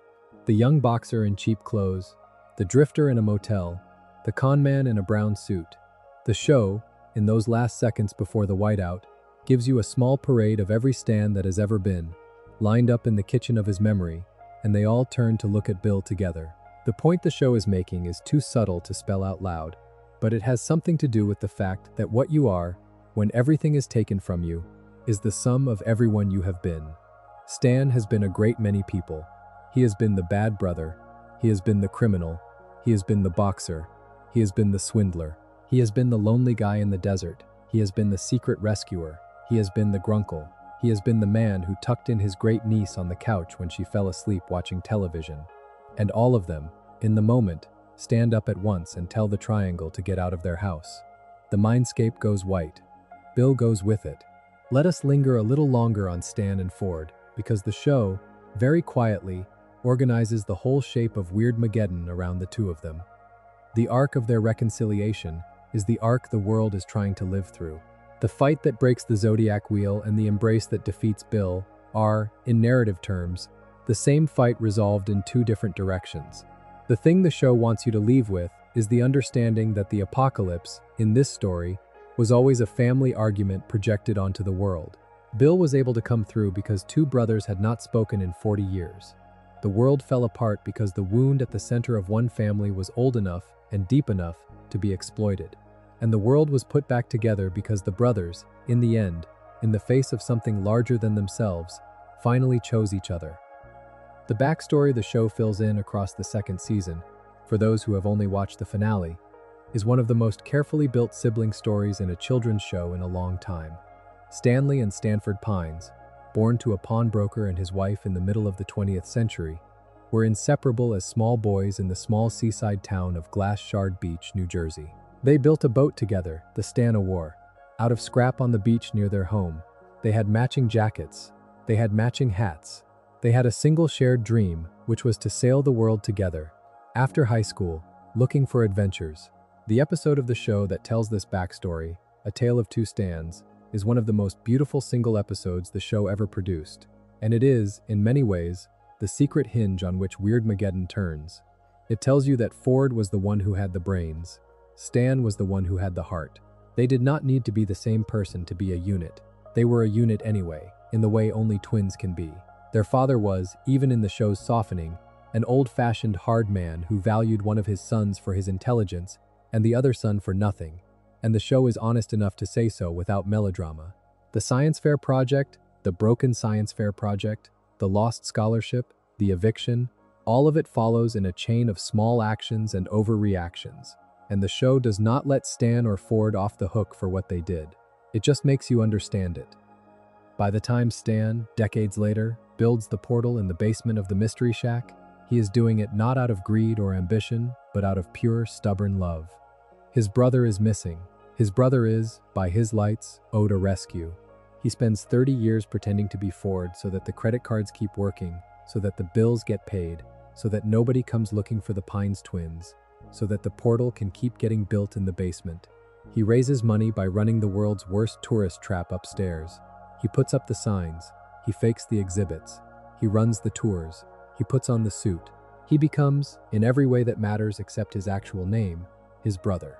The fact that Stan does this in absolute secrecy, with no recognition, with no thanks, and with the constant insulting knowledge that the brother he is trying to rescue would not even understand or want it if he knew, is one of the saddest and most quietly beautiful things in the show. Stan, who has been written off as the dumb twin all his life, has been doing the smartest and longest game in the show the whole time, off camera, in the dark. When Ford finally comes back through the portal in the second season opener and punches Stan in the face, the show does not punish you for laughing at the awkwardness of the reunion. It just lets the laughter sit on top of an enormous quiet sadness. Ford spent 30 years on the other side of the portal, alone, fighting through hostile dimensions, never knowing what was happening to his brother on the other side. He came back angry. He stayed angry. The two of them spent the rest of the second season circling each other in the same house, refusing, with great pride, to admit how much they had missed each other. The thing Weirdmageddon does, in this light, is force them to finally admit it. It puts them in a triangle's throne room. It puts them in the gravest danger the show has had to offer. And it asks them, in the simplest possible way, to hold each other's hand. The fact that they cannot do it, the first time it is asked, is one of the most honest beats in animation. The fact that they can do it the second time, in the form of a switched coat and a doomed plan, is one of the most cathartic. When Stan, in the last act of the show, sails out of Gravity Falls with his brother on the Stan-A-War, the show is, in a single image, closing a circle that was open since the boys were children. The dream they had as kids, the one their father took away from them, the one the lost scholarship buried, has been allowed, in their old age, to come back to them. They are not the boys they were. The boat is a different boat, rebuilt by Seuss and McGucket as a goodbye gift. But the gesture is the same. They are sailing out together. The show closes their arc not with words, but with a single image of the two of them on the deck of the boat, hats matching, salt in the air, finally where they were supposed to have been the whole time. It is a strange, gentle, mature ending for an animated show aimed at children, and it is, on the most generous reading, the truest thing the show ever did.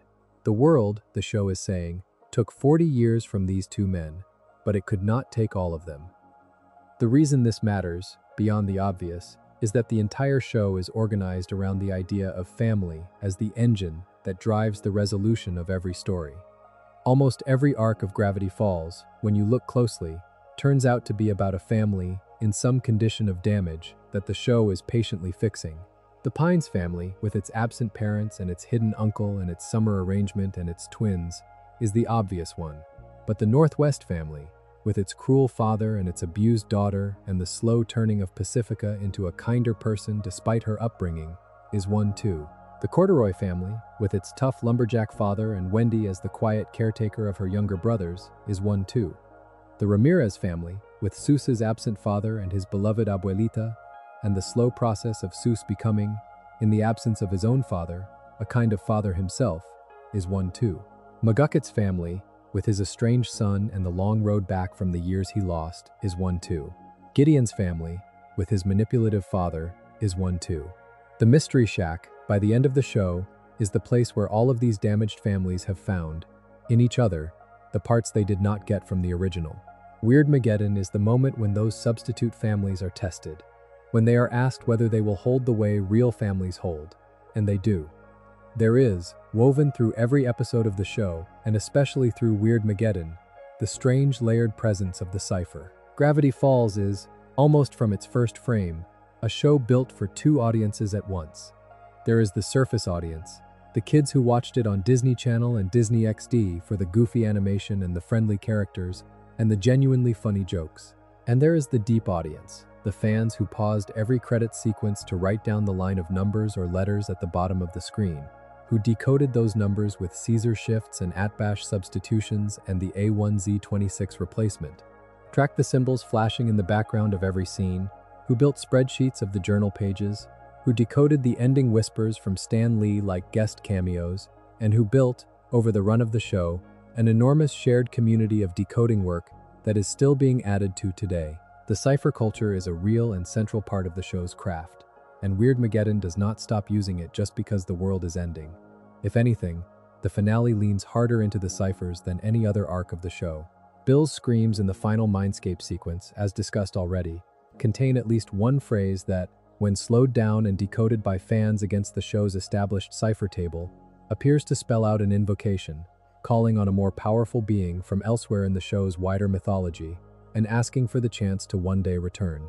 The credits at the end of each of the 3 Weirdmageddon episodes contain ciphers of their own, in the same style the show has used since the first season. The exact decoded text of those ciphers has been published by fans many times over, and is part of the lore that the show, by leaving these messages in, has invited you to find. I will not try to recite the exact decoded strings out loud, both because the wording matters and because I do not want to reproduce anything I might get wrong in the recitation. What is important to know is that the show wanted you to feel that even at the end of the world, even after Bill was gone, even after the heroes had won, there were still hidden messages threading through the frames, and that the people who made it were quietly proud of you for looking. This was, very obviously, not an accident. Alex Hirsch, the show's creator, voice actor, and head writer, has spoken in interviews many times about how much he wanted the show to reward repeat viewing. He has spoken about how much of the ciphering was done by hand, often by the storyboard artists, often during the actual animation, often in the seconds before deadline. He has spoken about how the show was almost cancelled at multiple points, and how the cipher culture was, in a real sense, part of how the show stayed on the air. The fans who decoded the credits were the fans who wrote in. The fans who wrote in were the fans the network counted in the ratings. The show, in a way that animation history might one day look back on as an early instance of the kind of viewer community modern shows now actively designed for, used its cryptography layer to build a loyalty that nothing else could quite touch. Weirdmageddon is the moment all of that pays off, and the show's animators are at their most generous about it. The Fearamid, in the background, contains roughly a dozen references to earlier episodes that you only catch on rewatch. Characters from cancelled subplots appear briefly as petrified statues. Tiny props from older episodes show up on the floor of the throne room. The Henchmaniacs themselves, when you pause on them, contain small details on their bodies that, fans have decoded, correspond to inside references to the show's own production history. The final shot of Bill's statue in the woods is itself the launch point of a real-world ARG that the show ran with its fans after the series ended, the Cipher Hunt, which sent fans, in real life, across continents looking for a physical statue Hirsch had built and hidden in a remote location, with clues laid out across the internet for them to follow. That real statue was found after weeks of decoding and travel by a fan in a forest in the United States, and the resulting search became one of the most charming small chapters in the history of fan participation in television. The show, even after it ended, was still inviting you to keep looking. The world of Gravity Falls did not stop when the credits rolled. It went on hiding things for you to find. The point of all of this, in the context of Weirdmageddon, is that the show is asking you to take its sense of secrecy seriously. The cipher culture is not just a gimmick. It is a thematic statement. The whole world of Gravity Falls is a place where everything means something. The painting on the wall of the shack is a prophecy. The number of fingers on Ford's hands is a tell. The exact pattern of stitching on Mabel's sweater on any given day is a comment on her mood. The exact location of the eye in the sky during Weirdmageddon corresponds, when you measure it, to the exact location on the map of Bill's first appearance in Season 1. Nothing in the show is throwaway. Nothing in the show is decorative. And the audience the show built for itself, by training them to assume that everything was a clue, is an audience that is uniquely equipped to read the finale, in which every prop on screen has a history, every prophecy is paid off, every character is paid off, and every cipher delivers a meaning. It is also worth talking, while we are sitting with the show's craft, about Mabel and what the show is doing with her. Mabel is, on a casual watch, the energetic, chaotic younger twin sister whose job is to provide warmth and silliness, while Dipper provides the investigation. On a closer watch, she is the most psychologically detailed character in the show, and Weirdmageddon is, in many ways, her arc more than anyone else's. The trick the show pulls with Mabel, and pulls quietly enough that some viewers go through the whole show without noticing, is that she is portrayed throughout as the cheerful one because she has decided to be the cheerful one. Her optimism is a labor. It is not a temperament. The show, in episodes like Sock Opera and Roadside Attraction and the entire arc of her crushes and her schemes, is constantly showing you Mabel choosing, with effort, to keep the world bright for the people around her. She does this because she does not want her brother to be sad. She does this because she does not want her uncle to be sad. She does this because she has, since long before the summer began, taken on the family job of being the one who keeps everyone's spirits up. Mabel is not naturally happy. Mabel works hard at being happy. And in Weirdmageddon, the show finally lets her stop working. The bubble is the moment when she puts down the bag she has been carrying for 2 seasons. The bag is too heavy. She does not want to carry it anymore. What is so unbelievably tender about the show's treatment of her in the bubble is that it does not punish her. It does not say her exhaustion was a moral failing. It does not say her giving up was selfish. It says, instead, with great care, that she was tired, and that being tired is not a sin, and that someone she loved came and sat down next to her on the floor of the room and stayed. Dipper does not pull her out of the bubble. Dipper sits inside the bubble with her. He admits he is tired too. He admits he was wrong about the kind of brother he was being. He apologizes. And Mabel, hearing the apology, finds, the way exhausted people sometimes do, that she has the energy for one more step. The show is, in the gentlest possible way, modeling for a child audience what it actually looks like to be loved out of a bad day. You do not get told to cheer up. You do not get scolded for being sad. You get a person who shows up and sits down next to you and says, in the simplest possible terms, that they get it, and that they will go with you when you are ready. That is the rescue. That is the whole shape of it. Dipper's arc in Weirdmageddon is, in its own way, a mirror of Mabel's. Where Mabel is being asked to grow up by choosing reality over comfort, Dipper is being asked to grow up by choosing love over ambition. He has, by the time the rift breaks, been offered the apprenticeship of a lifetime. He has been offered an entry point into the world he has been trying to enter for 12 years. He has been told, in essence, by the brilliant uncle he idolizes, that he is talented enough and curious enough and brave enough to belong in a place that he had only ever read about. There is, in the show's quiet honesty, no version of Dipper who is not flattered by the offer. He spends part of Weirdmageddon turning it over in his head, even as the world is ending around him. He spends one early scene, when he and Wendy are crossing the wrecked town toward the shack, almost telling her about it. He carries the offer through every fight. He carries it into the throne room. He carries it through the entire trick. He does not put it down until the morning after the party, when he gives his answer to Ford in the small wooden hallway of the shack, with the breakfast smell coming up from the kitchen. The show is, very deliberately, asking him to make the harder of two attractive choices. Staying with Ford would be the choice of his ambition. Going home with Mabel is the choice of his bond. He picks the bond. The show, with characteristic refusal of cheap drama, does not tell you that he was right or wrong. It just shows you that he picked the choice that had Mabel in it. And it shows you in the same scene that Ford, who has been written by the show as the patron saint of every smart, lonely boy in the audience, does not argue. Ford simply looks at his great-nephew, smiles, and tells him that he understands. Ford, who spent 40 years rebuilding the relationship with his own twin and who is at last getting to enjoy the second half of that work, knows, better than anyone in the room, what Dipper has just done. He has chosen the brother. Ford did not, at Dipper's age. Ford lost his. He is not going to let Dipper repeat the mistake. He releases him with grace. It is, in animation, one of the most quietly mature exchanges between an adult and a child you can find. There is no lecture. There is no test. There is just the older man, who has lived the consequences of the other choice, telling the younger one that he is glad the younger one is not going to. This, in a way, is the central thematic argument of Weirdmageddon, and it is the one the show has been building toward for the entire run. The thing the show wants you to take from it, more than the cipher culture, more than the production craft, more than the genre play with mystery boxes and demons and prophecies, is the simple, slightly grown-up idea that the magic of childhood is not the magic. The magic, the show is saying, is the people you spent the childhood with. Bill Cipher, in his great pyramid, with his god powers and his henchmen and his throne, lost to a family that, in the end, just refused to let go of each other. The apocalypse was solvable, in the show's logic, by a sister opening a scrapbook on the floor next to a man who could not remember her name. The world was savable, in the show's logic, by a brother fishing his other brother out of a portal nobody else believed in for 30 years. The summer was bearable, in the show's logic, by two twins on a porch swing watching the light go down over a lake they would never live near again. The show, in the end, is not really about Bill. It is not really about the journals. It is not really about the prophecy.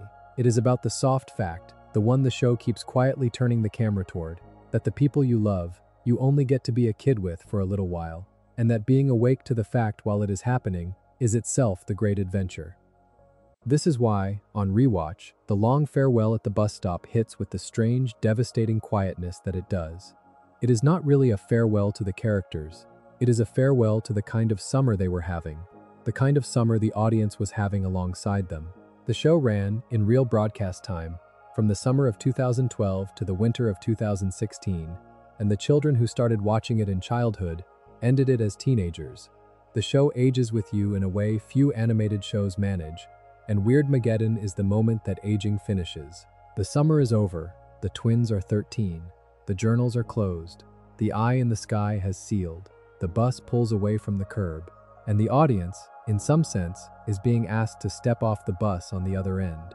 The show is telling you in its closing minutes that what you watched was finite, that summers end, that childhoods end, that the people you sat on porches with do not always sit on porches with you forever, that love does not stop being love when it stops being constant, that the camera, at the end of every great show about being young, has to pull back, because being young is a thing that has to be left behind in order to remain what it was. The aftermath of the show, for those who wanted more, came in the form of a series of paratexts that the creators put out in the years after the finale aired. There was a book called Journal 3, released after the show ended, that purported to be the in-universe journal Ford wrote during his work in Gravity Falls, full of drawings and theories and decoded passages and references to events from the show, written from Ford's perspective and annotated, in some printings, by Dipper. There was a later book called Gravity Falls Lost Legends, a collection of comic stories that filled in small adventures from before and during the show. And there was, more recently, a book called The Book of Bill, told in the voice of Bill Cipher himself, written by Alex Hirsch, which expands the backstory of Bill's origin in his home dimension, the burning of his family, and his long obsession with the Pines family across centuries. These books are not necessary to enjoy the finale, but they enrich it considerably. They confirm, with the kind of authorial generosity that you do not always get, that the Pines family really did go on after the bus pulled away. Dipper and Mabel did return to Gravity Falls for subsequent summers. Stan and Ford did finish their voyage on the Stan-O-War. Seuss did become the new owner of the shack. Wendy did grow up into something the show, in the books, hints at carefully. Bill did, in his own way, leave one or two threads hanging in the woods that have not entirely been pulled. The show, in the wider universe, is still going. But the show, as a show, is finished. And it finishes with Weirdmageddon. The 40 episodes that exist, plus the small handful of shorts, and the special, and the production materials, and the books, and the ARG, are the canon, and they form one of the most carefully constructed pieces of long-form storytelling the medium has produced. Watching Weirdmageddon, having watched the rest, you can see the moment where every promise the show ever made comes due. The pine tree on the wheel, the shooting star on the wheel, the ice bag on the wheel, the six-fingered hand on the wheel. Every prop in every frame is a promise the show is, in the final hour, paying off. It is one of the rare animated finales that does not feel rushed, does not feel padded, does not feel afraid of its own emotion. It feels exactly like the size it should be. The world that the show built across 2 summers ends, in the third part, in roughly the time it takes to watch a long film. And when the credits roll, you feel, more than anything, that the show treated you with respect. It paid you back for paying attention. It paid you back for caring. It gave you the ending it had been promising you since the very first opening sequence, when the journal in Dipper's hands flipped open to a blank page and dared you to fill it in. It is worth, before we close, looking at the supporting characters of the finale, one at a time, because Weirdmageddon is generous in the way it gives each one of them a small private payoff. The show, in its third act, is in the unusual position of having spent 2 seasons setting up a large cast of secondary characters with very little interaction with each other, and the apocalypse is the convenient occasion the show uses to put them all in the same room. Wendy Corduroy, the older redhead who works at the shack, is in the finale promoted from background figure to capable young woman in a way that, on first watch, may have surprised you, but on rewatch is the natural endpoint of a long, quiet arc the show was running on her in the 2nd season. She had, in the 2nd season, been given small moments that emphasized her practical resourcefulness, her family responsibilities, and her real friendship with Dipper. The Weirdmageddon episodes turn that material into action. She is the one who has been improvising weapons since the Sky Tour. She is the one who knows the town's geography well enough to plan routes. She is the one who keeps Dipper alive in the early hours of the crisis. She is, more than anyone outside the Pines, the practical engine of the resistance. The hat exchange at the end of the show is a recognition by the show, more than by the character, that she has been one of the show's quietest heroes the whole time. Seuss Ramirez, the friendly handyman, becomes in Weirdmageddon something close to the show's emotional center. He carries the others through fear in a way they do not always notice. He is the one who hugs Dipper at the right moment. He is the one who sits with Mabel after the bubble. He is the one who, almost in passing, tells Stan that Stan was his real father in every way that mattered.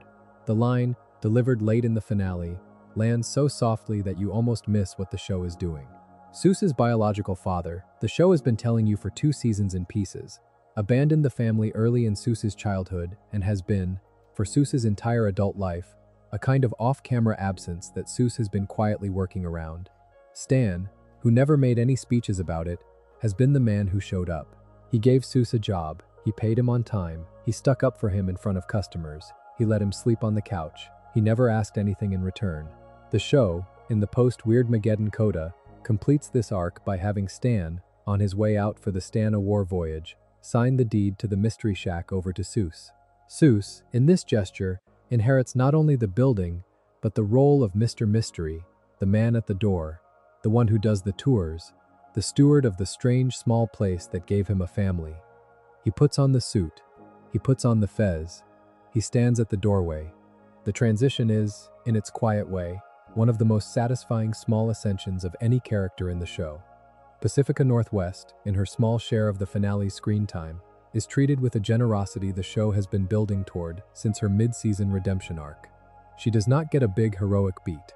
She gets, instead, a series of small dignities. She is allowed inside the shack. She is allowed to help. She is allowed to grieve, in the brief moments the show implies grief, for the world she has lost and the parents she does not know how to save. She is allowed to stand inside the wheel as the llama. She is allowed to wear something other than pink. The show, throughout her arc, has been making the argument that even people raised in luxury and cruelty can choose to become other things, given the chance. And the Weirdmageddon episodes complete that argument by letting her stand among the Pines family without comment. She is just there. She is one of them now. The show does not need to make a speech about it. Old Man McGucket, the local recluse, has been on a long, shaggy redemption arc of his own throughout the 2nd season. He had been, for the 1st season, the show's most blatant joke character, a banjo-playing toothless old man who lived in the dump and screamed nonsense. Then the show, around the 2nd season, revealed that he had once been Fiddleford Hadron McGucket, a brilliant young engineer who worked with Ford on the original Portal and who, when he saw what was on the other side, asked Ford to wipe his memory of the experience, using a device McGucket himself had built. The repeated use of that device, the show implied, had hollowed McGucket out into the figure the 1st season had laughed at. Over the 2nd season, slowly, his mind comes back. By Weirdmageddon, he is essentially restored to his original self, a quietly competent engineer with the same southern affability, but with his intelligence back. He is the one who explains the prophecy. He is the one who designs the Shacktron. He is the one who pilots it. The show, in a moment that is almost too generous, even has Pacifica's now bankrupt family lose their mansion to him in the post-finale coda, and we see McGucket, in the second-to-last shot of the show, throwing open the gates of the Northwest Manor and inviting in every grimy, weird friend he ever had. He is, in his small way, given a happy ending that the show clearly knew its older audience would want for him. Gideon Gleeful, the small white-haired villain of the 1st season, gets the kind of redemption arc that the show is unusual for offering. The show does not pretend his actions across earlier episodes were okay. He stalked Mabel. He tried to steal the shack. He tried to summon Bill. He gets jail. But the show, with its unusual gentleness, does allow him a path out. When Weirdmageddon comes, he is given a chance, in real time, to choose differently. He chooses differently. He helps. He rescues the shack. He stands inside the wheel. He behaves himself, in small visible ways, in the final scenes. The show does not pretend he is suddenly a saint. He is still a slightly annoying little boy with too much wax in his hair. But he is allowed, in the closing moments, to begin a different life. He is, in the coda, shown working at the family farm with his father, in the kind of mundane small future that, for a character in his line of work, counts as a real victory. Even the smaller figures get their moments. Multibear, the gentle creature from the Season 1 finale of the 1st season, appears in the dome with great calm and helps without explanation. Manly Dan, Wendy's father, swings a lawn chair like a sword. The Manitars, last seen mocking Dipper for his lack of masculinity, fight beside him without comment.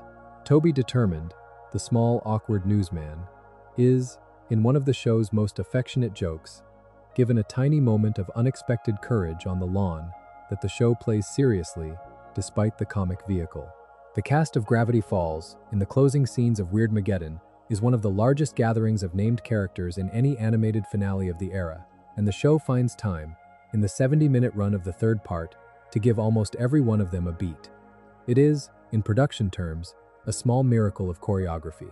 It is, in narrative terms, a love letter to the town. The production craft of Weirdmageddon, on a technical level, is worth talking about a little, because the finale is a step up in animation quality from even the rest of the show, and it is a step up in a deliberate way. The artists clearly knew this was the last extended thing they would ever do with these characters, and they used the runtime they were given to push every visual idea they had been holding back. The Fearamid, as a structure, is rendered with backgrounds that combine traditional cell animation with painted texture work that, in some shots, looks closer to a fine art landscape than to a Disney Channel cartoon. The skies of the new Gravity Falls, with their bent perspectives and impossible angles, are clearly the work of a team that knew they were never going to get to draw skies like this again. The color palette of the apocalypse, which leans heavily on yellow and magenta and an unsettling teal, is the kind of palette you usually see in independent animation, not in a network children's show. The character animation, especially of Mabel and Dipper, gets in the finale looser and more expressive than it ever was in the earlier seasons, with little gestures and posture choices that you can see the animators having fun with. The look of the finale was, in production, harder to make than the rest of the show, and it shows. The music in the finale, composed by Brad Breek, leans heavily on motifs the show had been seeding across the run. The Pines family theme, the soft string melody you have been hearing every time the family has a tender moment, comes back in the final scenes in a slightly slower arrangement that lets it land harder. The Mystery Shack theme, the slightly off-kilter little jingle that has been the show's opening signature, comes back, in the build of the Shacktron, in a brassier arrangement that the moment uses to make the building feel heroic. The cue Breek composed for the final embrace between Stan and Ford is the kind of small piece of music that does, on rewatch, what good musical underscoring is supposed to do, which is help you cry without quite knowing why. The end credits piece of the third episode, when it comes, is the slowest and most patient version of the show's main theme that ever aired. It plays over the credits like a long exhale.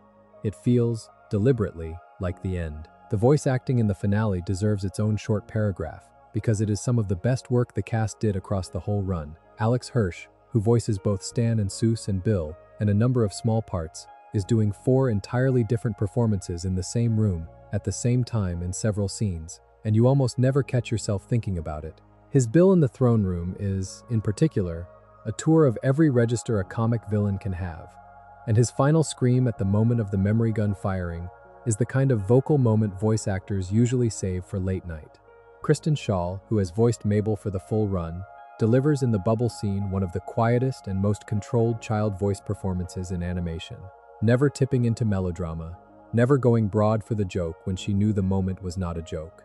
Jason Ritter as Dipper is, in the same scene, doing something almost as quiet, holding the line between the child Dipper has been and the adolescent Dipper is becoming, with a softness that the show counted on. J.K. Simmons as Ford brings to the throne room scenes the same fundamental authority he brings to everything he does, and his moments of unguarded sadness over Stan in the final act of the show are some of the most affecting line readings in any animated series of the era. Linda Cardellini as Wendy, Thurup Van Orman as Gideon, Jackie Buscarino as Pacifica, and Alfred Molina in his small role, all hand-in performances that make their characters feel solid in scenes they only briefly occupy. The casting choices the show made, from the beginning, paid off in the finale. Beyond the technical craft, it is worth thinking, finally, about what the show as a whole has become in the years since it went off the air. Gravity Falls aired its final episode in February of 2016, and the show, in the time since, has only grown in stature. It is regularly cited, in surveys of the best animated shows of the 21st century, as a kind of bridge property between the action-adventure cartoons of the early 2000s and the more emotionally serialized animation of the late 2010s. It is named, by the creators of many of the cartoons that followed it, as an influence. Steven Universe, The Owl House, Infinity Train, Amphibia, all of them have, in interviews from their creators, cited Gravity Falls as the show that proved a network animated series could be both genuinely funny and genuinely heartfelt, both episodic and serialized, both for kids and for the older audience that grew up watching kids' shows. Whether or not you accept that influence in any individual case, The broader effect of Gravity Falls on the animation that came after it is hard to dispute. It is one of the small handful of shows that changed the shape of what was possible. It is also worth saying, plainly, that the finale has aged unusually well. There is no episode of Weirdmageddon that, in the years since release, has been singled out by critics or fans as the kind of finale that gets worse on rewatch. There are individual choices people argue about. There are characters people wish had gotten more time. There are subplots people wish had been allowed to breathe a little longer. But the central spine of the finale, the family in the throne room, the trick, the wheel, the embrace, the bus, has retained its emotional weight across years and audiences, in a way that very few animated finales have managed. The thing the show was reaching for in its last hour, the show actually achieved. That is rare enough to be worth saying out loud. Most shows do not stick the landing. This one did. There is one more reason the finale lasts the way it does, and it has to do with the production conditions under which the show was made. Alex Hirsch, the showrunner, has spoken in interviews about the fact that he chose, against the network's preferences, to end the show after only 2 seasons. The network would have happily given him more. He has said, in his own words, that he wanted the show to end while it was good, while it was honest about being a single summer in the life of a single family, while it had something to say. He has spoken about how rare it was, at the time, for a creator to be allowed to end a show on their own timeline at a network like Disney, and he has thanked the people who let him do it. The decision to end the show when he did is the reason the finale has the weight it does. He was not making a finale because the network had run out of money or out of audience. He was making a finale because the story he had wanted to tell had reached its end. The show, in that sense, was lucky. Or more accurately, the show was honest, and the network had the sense to let it be. This is a quietly important point because it changes how you watch Weirdmageddon. The finale is not the end of a contract being run out. It is the end of a story being told to completion. Every scene in the finale was a scene that the showrunner had been planning, in some form, since the show started. The Wheel of Symbols was placed in the very first episode of the 2nd season, in a frame that the audience at the time barely noticed. The portal had been in the basement since the very first episode of the show. The journals had been hidden in the woods since before the show started. The fact that Alex Hirsch is voicing both Stan and Bill is a structural joke the show was setting up from the first time Bill spoke. The fact that Stan is the trap that catches the demon is, in retrospect, a beat the show could not have shot if anyone other than Hirsch was performing both voices. The finale, in short, is the moment that everything the show was secretly being about reveals itself to be the thing the show was secretly being about. Few finales get to do this. Even fewer get to do it without seeming smug. Gravity Falls is one of the few. There is, hanging over the entire fandom in the years since the show ended, the unanswered question of whether Bill is really gone. The image of the stone statue in the woods, in the final shot of the series, is a small wink that the show clearly meant as ambiguous. Bill, when he was destroyed inside Stan's mind, was destroyed in a very specific way, by the deletion of the consciousness he had attached himself to. The stone statue in the woods is, on the most generous reading, what was left of him after the rest of him went down with Stan's memories. The statue's pose, with one hand outstretched in the gesture of a handshake, is a callback to the very first time Bill spoke to Ford in a dream and offered him a deal. The fandom, for years, has speculated about whether the statue represents an entry point through which Bill might one day come back.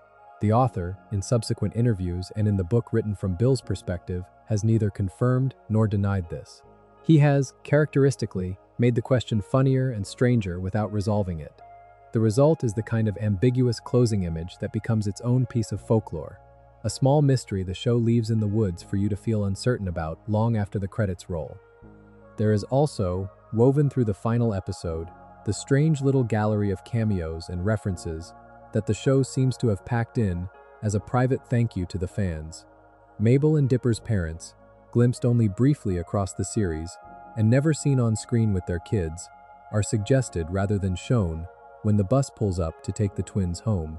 The various cryptids and creatures the show introduced across 2 seasons, the gnomes, the merpeople, the lake monster, the unicorns, are all visible somewhere in the background of the closing montage, often doing small jobs in the rebuilt town. The Henchmaniacs who were defeated in the throne room have, in tie-in materials, their own backstories that fill in why each one chose to follow Bill, and most of them, if you go looking, turn out to be the kind of damaged outcasts the show has always had patience for. Even the creatures of Bill's home dimension, the polygons he left burning, have been given, in the post-finale books, a kind of small grief. The show, in its slow, careful way, never throws anything away. Every joke turns out to be a person. It is, with all of this in mind, worth saying that Weirdmageddon is, for a great many of the people who watched the show as it aired, the place where they realized they had grown up. The audience for Gravity Falls was, by design, a wide one. Kids watched it for the adventure. Teenagers watched it for the cryptography. Adults watched it for the writing. The finale, in its slow, brave way, did the unusual thing of being equally satisfying to each of those audiences in the same scene. The kids got the giant pyramid and the talking bowling ball demon and the giant cartoon punching match. The teenagers got the prophecy and the ciphers and the mythology. The adults got the long, quiet conversation between two brothers in a doomed throne room. And every one of those audiences, in the bus station scene at the end, was getting the same thing, which was the simple, soft idea that childhoods do not last forever, and that you should hold on to the people you loved during them. The show, by being unembarrassed about that idea, made it land at every age at once. The viewers, like the twins, were 13 at the end. They got off the bus, they went home. Many of those viewers, in the decades since, have come back to the show as adults, often during periods when they needed something gentle, often during long nights when they could not sleep, often during the small moments when they wanted to feel watched over by something kind. The show has, in that sense, taken on a quiet second life as a comfort object. People put it on in the background when they are working. They put it on to fall asleep to. They put on Weirdmageddon, of all things, when they want to remember what it felt like to be moved by a story. The fact that an apocalypse with eye bats and triangular demons and 10-foot bowling ball monsters has become, for thousands of people, a soothing thing to fall asleep to is one of the strangest and most beautiful pieces of evidence for what the show actually was. It was, underneath the chaos, profoundly safe. The characters loved each other. The story took care of them. The ending was honest. You could close your eyes during the worst moment and trust that the show would not betray you. That, more than any cipher or twist, is the reason the finale has the cultural shelf life it has. If you are listening to this in a darkened room at the end of a long day, what you are listening to is, in some sense, the long shadow of a small show that ended in the winter of 2016 and that has been quietly raising the people who watched it ever since. Gravity Falls is 40 episodes long. You can watch it from start to finish in about a long weekend. Weirdmageddon, the last 3 of those episodes, is roughly an hour and 10 minutes of actual screen time, and it contains, on a per-minute basis, more layered character work than most prestige dramas manage in a season. It is, in animation terms, a small wonder. It is, in television terms, a model of how to end a story. It is, in the simplest terms, a thing that knew what it was for, and that did exactly the job it set out to do, and that did it gently. Before we walk all the way to the bus, it is worth pausing on a handful of smaller moments in the finale that, by themselves, do not change the plot, but that, in retrospect, do an enormous amount of the show's emotional work in a very short span of time. There is, for example, the brief sequence in the second part where Seuss, during the trial in Mabeland, finds himself, in his own custom fantasy, sitting at a kitchen table across from a smiling animated version of his absent father. The fantasy father is, the show makes clear, exactly what Seuss has wanted his whole life. He is attentive. He listens. He says the things Seuss always needed to hear. And Seuss, with the slow gathering courage that the show has been quietly building in him, refuses him. He stands up from the table. He tells the fantasy that he does not need this from him anymore. He tells him that he had Stan. He had Abuelita. He had the kids. He had the shack. He had enough fathers, the show is saying through him, to last him a lifetime, and he does not need a fake one offered to him in a bubble by a god of lies. The fantasy crumbles. Seuss walks out. The scene is, on the surface, a brief gag. Underneath it, it is the closing of a wound that the show has been carrying since the first season. There is, in the same part of the finale, a quietly heartbreaking shot of Wendy in her own dreamscape, in what the show suggests is a recreated summer camp full of friends she once had and lost. The show, very wisely, does not explain what happened to those friends. It just shows Wendy looking at them with an expression you only see on her face once or twice across the whole run, which is unguarded. She is, in the bubble, finally allowed to look young. She is allowed to look like the girl she would have been if she had not had to grow up so fast and so practically. And then, in the same scene, she chooses to leave. She turns her back on the camp. She walks out. The show is not asking you to feel that her real life is better than the fantasy. It is asking you to understand that she chose the real life anyway, because real life has Dipper and Mabel in it. And that, for Wendy, is the choice that counts. The show, in this small parallel moment to Seuss, is showing you that two of its supporting characters made the same choice Mabel made for the same reasons. Each of them turned down the perfect lie in order to be, for the imperfect people they love, the real thing. There is, similarly, a moment late in the third part where Gideon, of all people, holds the line at the foot of the Fearamid against a swarm of eye bats while the others climb. He is a small, frightened boy in a frilly suit. He is, on every other day of the show, a coward. He has nothing in his life that has prepared him for what he is being asked to do, and he does it anyway. He holds the line. He uses the small last bit of his crystal amulet, the one the show established in the first season as the source of his telekinetic power, to push the eye bats back long enough for the others to make it inside. He is hurt. He is terrified. He survives, but barely. The shot the show gives you of him at the bottom of the steps, panting, holding his amulet, looking up at the pyramid, is the kind of small redemption beat that only a show that took its supporting characters seriously could afford. Gideon, for one moment, gets to be brave. The show does not make a big deal of it, it just lets him. And there is, in the closing minutes, a tiny shot the show holds for less than 2 seconds, which is the camera passing over a wax figure that has been in the gift shop of the Mystery Shack since the first season. The wax figure, in the first season, was the subject of an entire episode in which the wax figures came alive at night and tried to kill Stan, and the figures were defeated, by some accounts, when morning sunlight melted them down to nothing. By most accounts, a single wax head was salvaged out of the wreckage, and it has been on a shelf in the gift shop ever since. In the closing montage of Weirdmageddon, that wax head is, somehow, still standing in the gift shop, dusty but intact, looking out the window. It is, you suddenly realize, going to be one of the small, ordinary things that watches over the shack after the real Stan and Ford have sailed away. Seuss will run the tours under it. Customers will pose with it. Children will be afraid of it. And Stan, the real Stan, will be out at sea with his brother for as long as the two of them have left. The show, in that single passing shot, is making a small grace note about the way places hold on to the people who lived in them, even after the people leave. The shack will keep its small wax sentinel. The town will keep its memory of the summer of 2012. The audience will keep the show. The fact that the show, in its last hour, had the time and the love to plant a shot like that for an audience to find on rewatch is, in some ways, the simplest thing you can say about it. It cared. It cared about every prop. It cared about every customer. It cared about you watching it on the floor of your bedroom in your pajamas at the age of 11. It cared, when you came back to it at the age of 25 and put it on to fall asleep to, that you found the kindness still where you left it. There is, finally, a small accounting to do of the moments of pure visual invention that the finale gave us. The kind of frames that, even years after the show ended, still circulate on the internet as GIFs and stills and tattoos and screen prints. The painted background of the apocalypse sky during the opening of the first part of the finale is one of them. The deep blue and yellow with the floating impossible shapes against it, often cited as one of the most striking single images in any animated children's show of the 2010s. The shot of the giant Mabel face presiding over Mabeland with a too-wide smile and clouds for hair is another, often used in fan art as a kind of dream logic icon, half affectionate, half disturbing. The shot of the Shacktron, with its mismatched arms and the windows of the gift shop glowing in the cockpit, is another, a piece of design so coherent that fans for years have built models of it out of cardboard and Lego.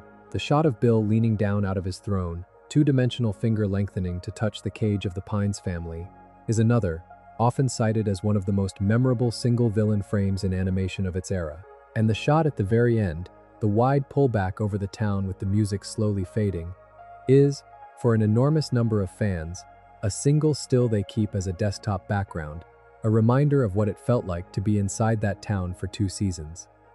What is striking, when you collect those images, is that almost all of them are framed not as moments of conflict, but as moments of stillness. The conflict in the show is always frenetic. The animation moves quickly, the jokes come fast, the dialogue overlaps. But the moments the show wants you to keep are almost always quiet. A face looking down, a figure on a throne, a building looking out across a clearing, a wide aerial view at dusk. The show, in its visual design, knew that what you would remember was not the punches and the demons and the lightning.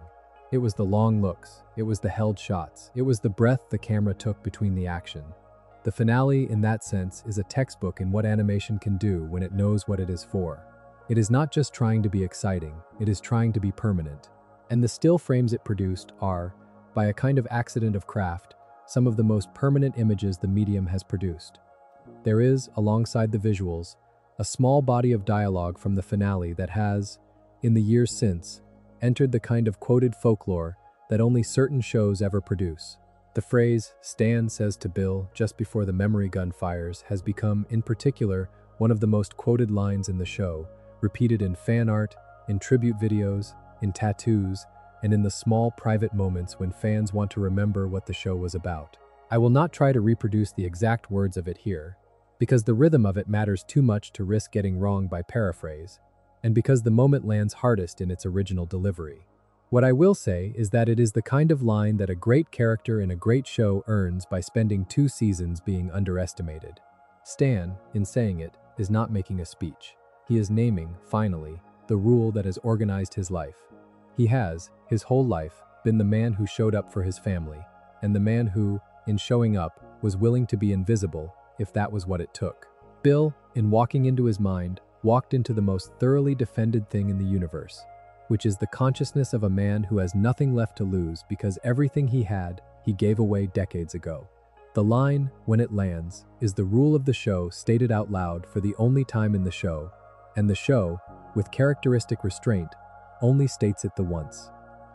There is also, in the closing scenes, the small affectionate beat of Stan, having had his memories restored by Mabel, looking around the room and asking, in his familiar, slightly grumpy voice, where his fez is. The fez is the small red flat-topped hat, with a tassel that he has worn for the entire show, the badge of Mr. Mystery, the costume piece that has been the most consistent visual element of his character.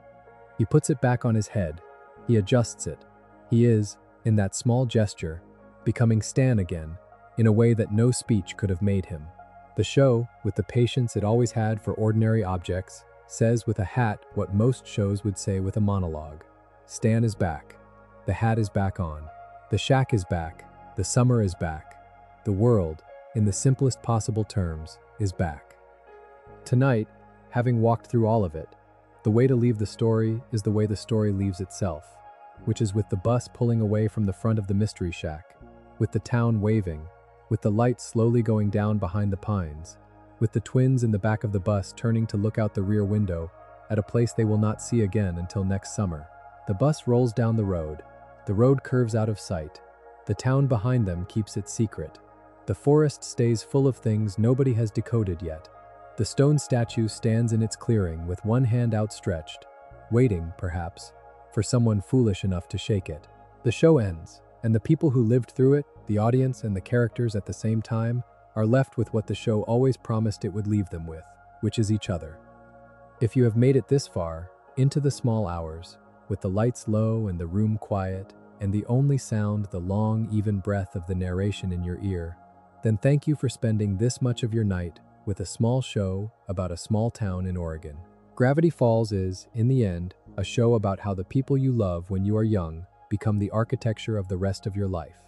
It is a show about how the secrets of a place can be the things that make the place worth knowing.